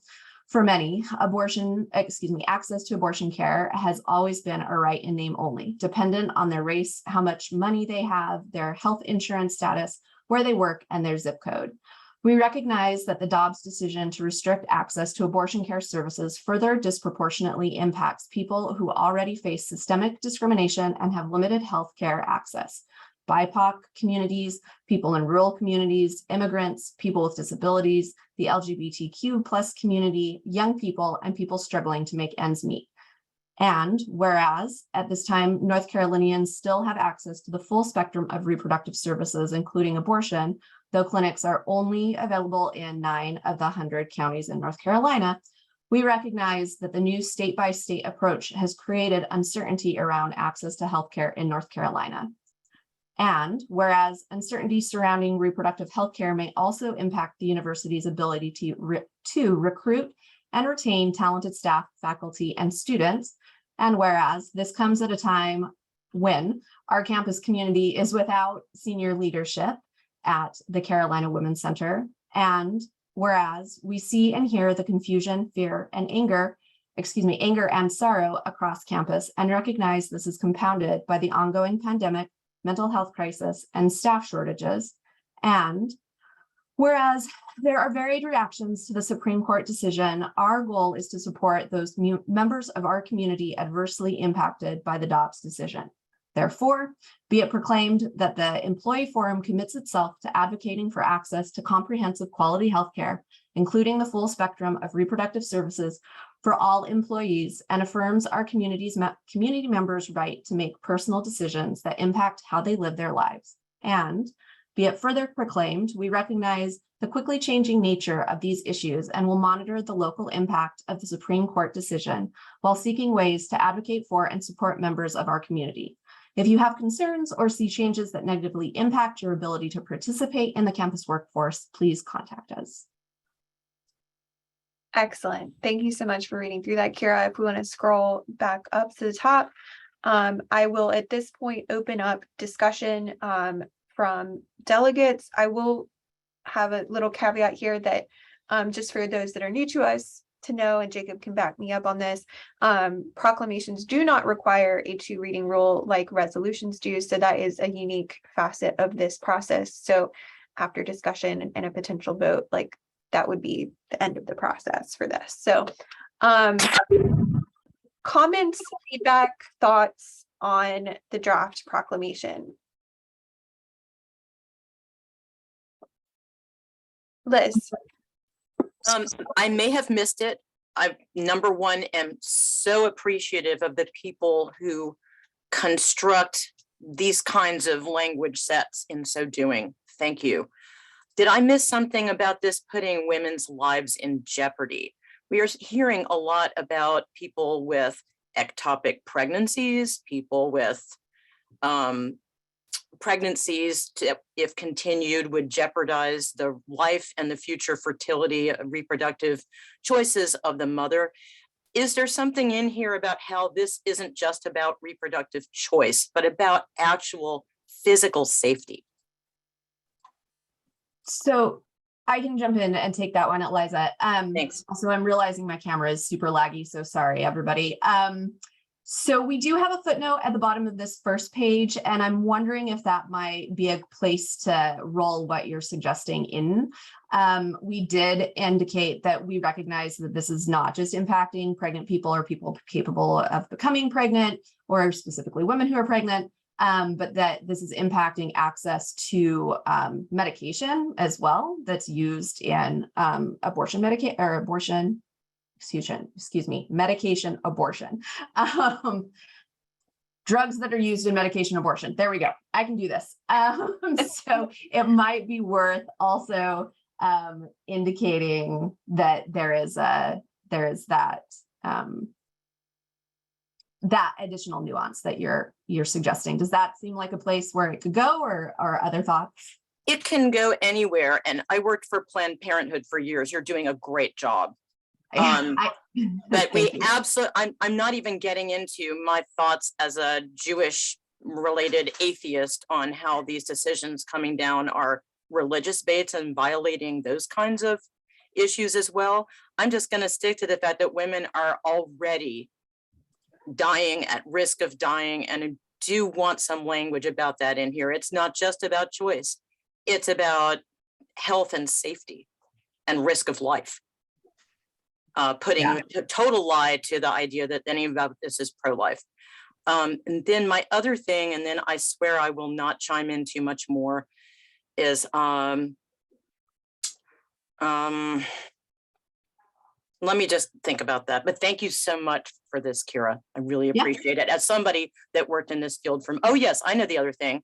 I know this is UNC and UNC healthcare per se, including its liaison School of Medicine to UNC. I just feel that our healthcare system and flagship teaching hospital is also going to be extremely negatively impacted by this, both in terms of the care they provide and the training that they provide to the young medical professionals. So that's my 3 cents. Thank you so much, y'all.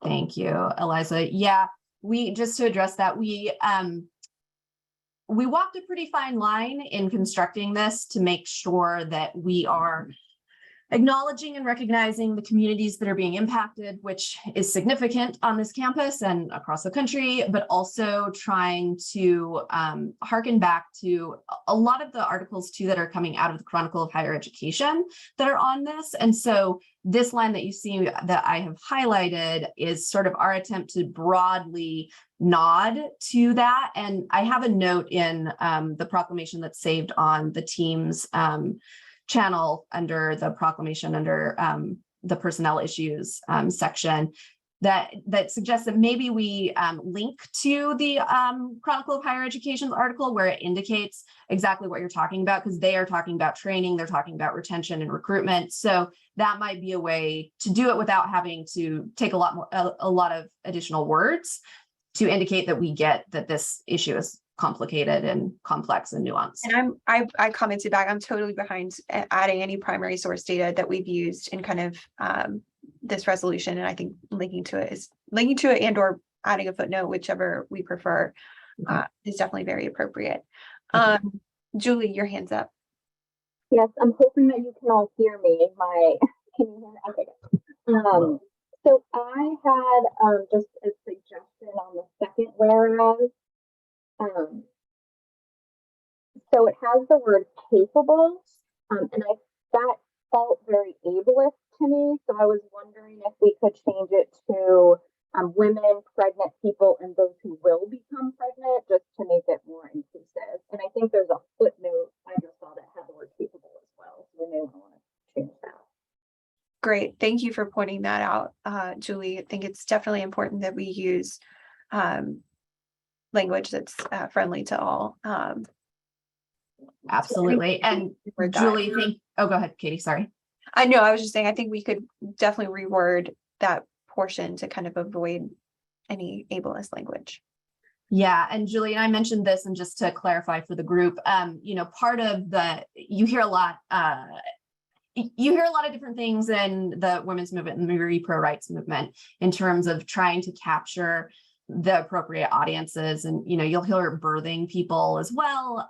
One thing, and I think Julie, we talked about this before this meeting, but I like the idea of adding pregnant people, but keeping capable of becoming pregnant, because back to Eliza's point, we're talking about a broader swath of humans being impacted by this, and not just people who are currently pregnant or women who might become pregnant. So I think that's an easy edit that we can make. And just to pause for a hot second, Jacob, I don't know if we're tag teaming making these edits, and since this is my first proclamation, I just need to know, what's the process for doing this so that we can make these edits. And since our plan is to vote on it right now, I just want to make sure we get these things integrated so that we have a complete and updated document. Yeah, you can edit as you go. My only cautionary suggestion would be to make sure that you don't keep so up to date that you miss that we may undo what we just agreed to do. That's the only, just keep it noted. So in case someone's like, actually, let's change it from will to may. That's the only piece of the puzzle that I would suggest doing it. You're welcome to do it. Okay. You certainly try better and faster than I do, but I can also do it as well. I'm gonna jump into OneDrive, or excuse me, not OneDrive, Teams real quick, so that we're looking at it. It's the same document, and I just added these notes this morning. I don't want to cut conversation, though. I can do this while we continue to talk. Eliza, you still have your hand up. I don't know if that's a new hand or a phantom hand. No, not a new hand, but I will say I just posted an article that just gave me a bit of breathing space about some of my angst about reading about this, just that it focuses on, this is healthcare first. We can talk about politics separately, and just keeping it very real. Thank you. Yeah, absolutely. Thanks. Yeah, I don't think there's any avoiding the politics side of this conversation. Unfortunately, it's very embedded in this this conversation. So other comments, feedback, thoughts on the resolution, or not resolution, sorry. I'm going to keep falling into that because we pass more resolutions than proclamations. On the proclamation, Rebecca, your hand's up. Probably going to end up jumping into something maybe some folks don't want to jump into, but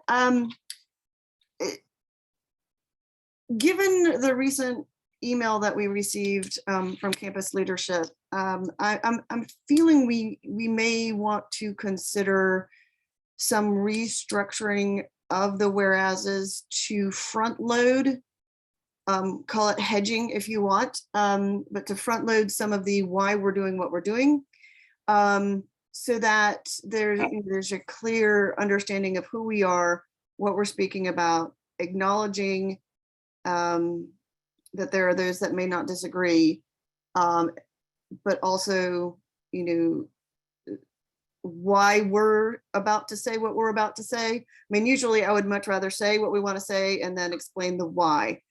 But with a lot of the things that are on that second page, you know, the part about the uncertainty surrounding reproductive health care, the varied reactions, hearing, seeing, confusion and anger,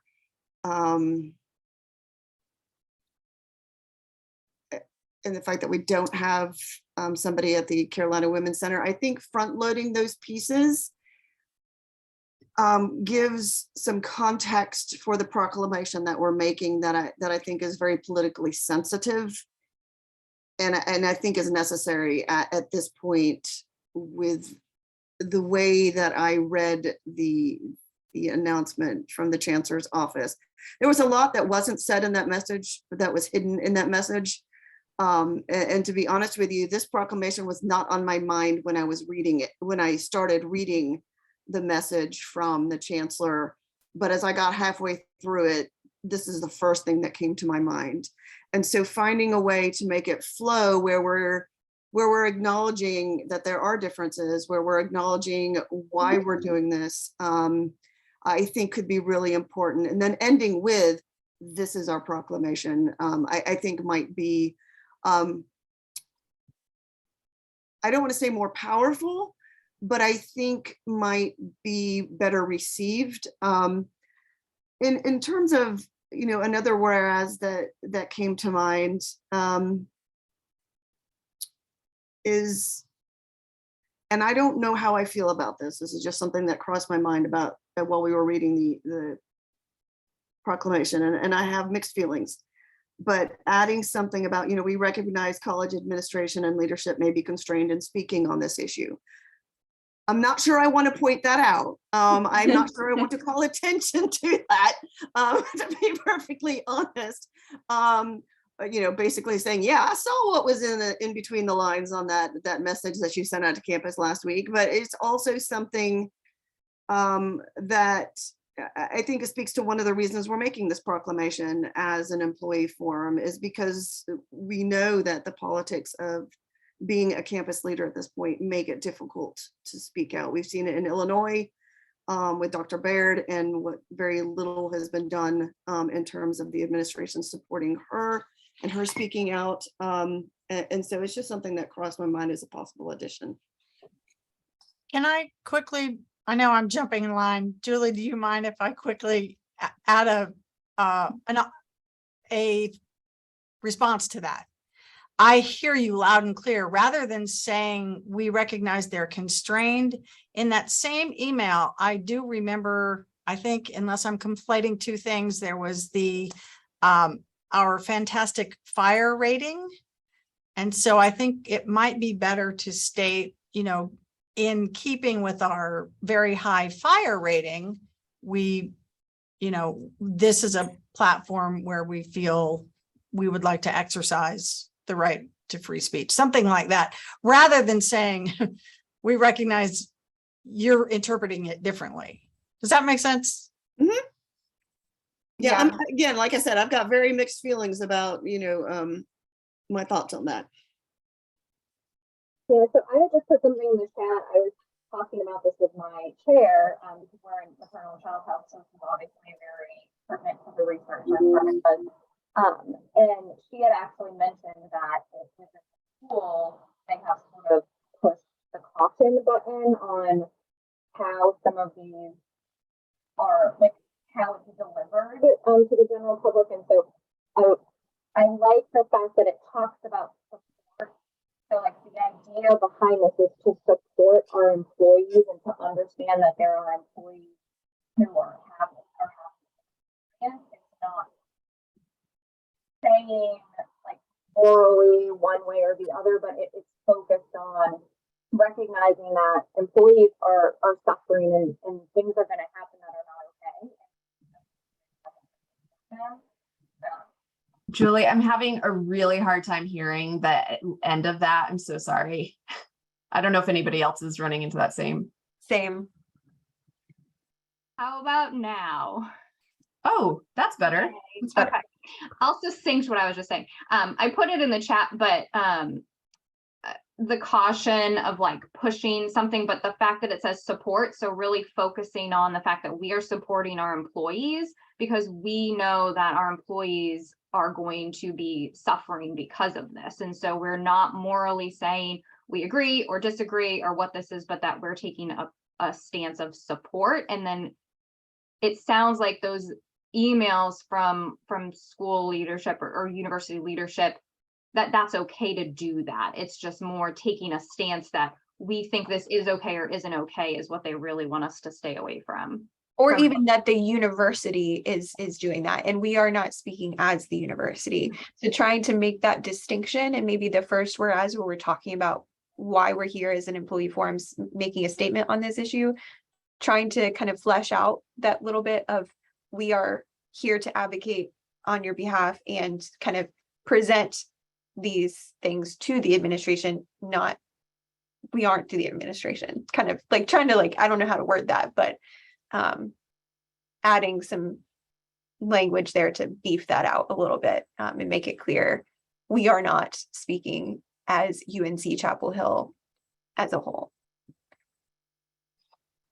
I mean, we could, Katie, very easily. I'm a big fan of if we said it once and we've said it well, steal it and just repurpose it up into a different section. So, I mean, we do say it at the end, and I'm just going to drop it here and then we can figure out where it wants to go, that we advocate for and support members of our community. So maybe we start with that and we end it. So we bookend it pretty nicely. I'm seeing nodding heads. Love it. Okay. So, I mean, what we could do is the mission of the employee forum is to advocate for and support members of our community as well as address blah, blah, blah. Do you want to start it out with that, or do you want to do address constructively and then tack it on? I'm trying to think of where best it would flow. I think ending that whereas with as well as common issues affecting the campus community seems strongest, and maybe trying to move that up to address constructively the concerns of employees. I mean, we could do it like this is what I was thinking. Yeah. And I was more thinking along the lines of adding something at the end, stating something like, and present those concerns to the wider administration or something like that, to make it clear we are separate from that. I don't know if that's the best way to word it. I think I got a little lost, but I was also editing as you were talking, because I realized we had as well twice in that proclamation or that whereas. So can you say it one more time? Yes. So, and to present these concerns to the wider administration or something along those lines. So any ways to advocate and support members of the community. Oh, no, I mean in the very first whereas. Oh, I'm sorry.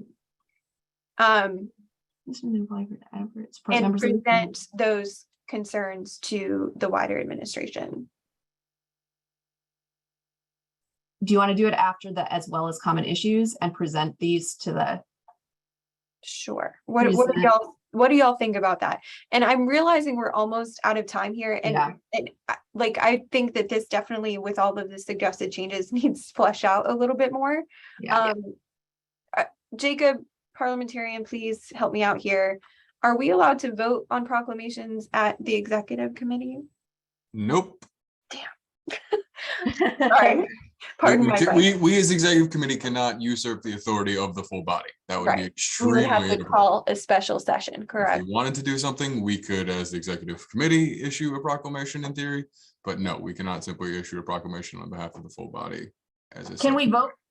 Can we vote via email? Like, can we send this out? No, that is specifically outlawed in our bylaws. Oh, is it? Okay. Yep. See, this is why I don't do that job. I do this job. Yeah, unfortunately, at this point, we're getting into so many edits that we are at a place. We are no longer in a single reading of this at this point. No, we are not in a place to vote on this with all of the changes that have been made. So I think a special session. I think we're kind of forced to do this in September, which is really unfortunate. I realize the time sensitive nature of making such a statement. I mean, I will say, like, it's all time sensitive, and it also, the situation is kind of ever evolving. I mean, you all probably saw the news yesterday with the lawsuit that was filed. So I think for what I'm kind of thinking is we're still in that gap from a communications perspective where it is like timely, especially at the start of the semester where we're all coming back. Would it be ideal to have this roll out before classes start? Definitely. So we hit the ground running with like, we get what's going on and we're here to support you as you come back to campus. But I also think, you know, if we can hit this at the 1st of September, that still gives everybody some breathing room to get through the first of the semester and then start paying attention a little better to what's going on. So I think if we push it later than September, I think that's a problem. But I think if we can hit it in September, I think that still hooks into the timely nature of this, in addition to the timely nature of the start of the semester, if that makes sense. Agreed. So I think at this point, if you all on this call are interested in helping Kira, Jacob, myself, and others work on this proclamation and flesh out all of the edits suggested here, please reach out to Jacob. Are you willing to compile all of those folks and invite folks again? Sure. I will make a suggestion though, that from a parliamentary Senate proceeding, that we don't necessarily make so many edits in an open body session. This really, the way a proclamation really works is someone submits it, the parliamentarian says, this is legal, and then we put it forward. We make minor edits. We're completely re-editing this document for the 5th time now. Yeah. And if we just want it to die by committee, let's just kill it by committee. But this polite version of, oh, but I think we could do this, or what about leadership? Nah, we're just gonna nitpick this until it's not pertinent. And to be honest, I'm becoming frustrated with it. To go back into writer, not parliamentarian. It is a great point, Jacob. But I think the last time we edited this was literally like, I think the day before the Board of Trustees and like these statements came out from the university. So it just inherently changed the baseline from which we were operating. So I think it's worthwhile to take a second look at this, given all of that. I hear your points. I disagree with your points, but I hear your points. The fact of the matter is, what happened is administration came out and said, we can't take a side. And we came out and said, hey, we've taken a side. And now we're worried that we've said that we've taken too much of a side. I don't think we're saying we've taken a side. No, I think that we're just trying to make the wording as clear and as organized as possible to make it clear that we're not doing that, given that recent statement. We are at time. So I will say two important things before we end. Next Thursday is our next Vice Chancellor representatives meeting. If you've not presented to Matt the questions via the Qualtrics that you want to bring to that meeting, I think that's due tomorrow at 10 a.m. So make sure you submit any questions you want to bring to that meeting. And then also, please just note our September full body meeting is September 14th, not September 7th. We're avoiding Labor Day week. So those two things. Do I hear a motion to adjourn? So moved. Arlene, I second. Thank you all for your help today. This is great conversation, and we'll continue the conversation moving forward. Awesome. Thank you all. Guys. Thank you.